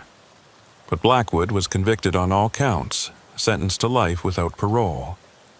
Dr. Reeves got 40 years. The others received various sentences ranging from 10 years to life. The 6 victims from Gary all survived and recovered, though, like the Chicago kids, they carried scars both physical and mental. The young woman who'd thanked me, Rebecca Martinez, testified at Blackwood's trial. Her testimony about the months she'd spent in that place, the things she'd seen and heard, made several jurors cry. The investigation expanded, following the network's tentacles across the country. Dozens more arrests, hundreds of victims identified, some saved, too many lost. It became one of the largest medical trafficking investigations in U.S. history. I never went back to truck driving, couldn't. Every time I sat in a cab, I'd remember that night at St. Bartholomew's, remember Ezekiel's cold smile, remember the sound of Dr. Crenshaw's voice from inside that crate. Instead, I took a job with a victim advocacy group, using my story to push for stronger regulations, better oversight, more resources for law enforcement. Emma graduated college last spring. She's in medical school now, determined to be the kind of doctor who helps people instead of harvesting them. She says I inspire her, but the truth is she inspires me. Knowing there are young people like her entering medicine, people who've seen the worst it can become and are determined to make it better, gives me hope. Dr. Patricia Vance runs a foundation now, investigating medical crimes and supporting victims. Dr. Crenshaw works with her, using his insider knowledge to spot the signs of trafficking operations. They've helped shut down 3 more rings in the past year. Obadiah got early release for his cooperation and now works as a security consultant, teaching hospitals how to spot and prevent internal trafficking. His daughter did become a doctor, and she specializes in treating victims of medical crimes. Michael Torres, the boy from room 4J in Chicago, just started college himself. He sends me updates sometimes, pictures of normal teenage life. He's majoring in criminal justice, wants to be an FBI agent. Says he wants to be the one kicking down doors to save kids like him. The network still exists, probably. Blackwood was right about that. The demand for organs hasn't decreased, and where there's demand and money, someone will create supply. But it's harder now. The FBI has a dedicated task force. Hospitals have better screening. Truckers know to be suspicious of unusual medical deliveries to abandoned buildings.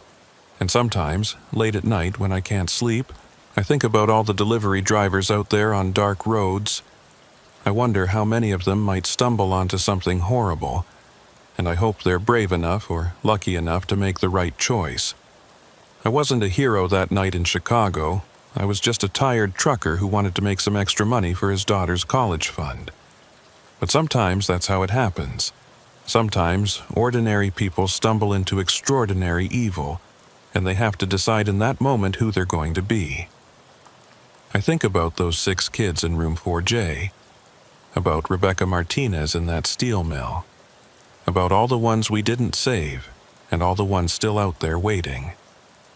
And I know that as long as there are people willing to harvest humans for parts, there need to be people willing to stop them. My name is Amos Richardson. I used to be a truck driver. Now, I'm something else. A witness, an advocate, a reminder that evil exists, but so does the courage to fight it. Every time I tell this story, every time someone reads it and becomes a little more aware, a little more suspicious, a little more willing to speak up, we push back against the darkness. The abandoned building on Chicago's South Side has been demolished now. The steel mill in Gary, too. But I know there are others. There will always be others. The only question is whether there will always be people willing to stop them. That Thursday night when dispatch called me with a special delivery, I thought I was just taking a detour for some extra cash. Instead, I took a detour that changed my life and saved others. Sometimes, the most important journeys are the ones we never planned to take. If you're a trucker reading this, trust your instincts. If a delivery feels wrong, if a building seems off, if the people you're dealing with make your skin crawl, listen to that feeling. You might be wrong, and that's okay. But you might be right, and that could save lives. Stay safe out there. Watch the dark roads. And remember, sometimes the most dangerous cargo isn't what's in your trailer. Sometimes it's what you discover when you open doors that were meant to stay closed.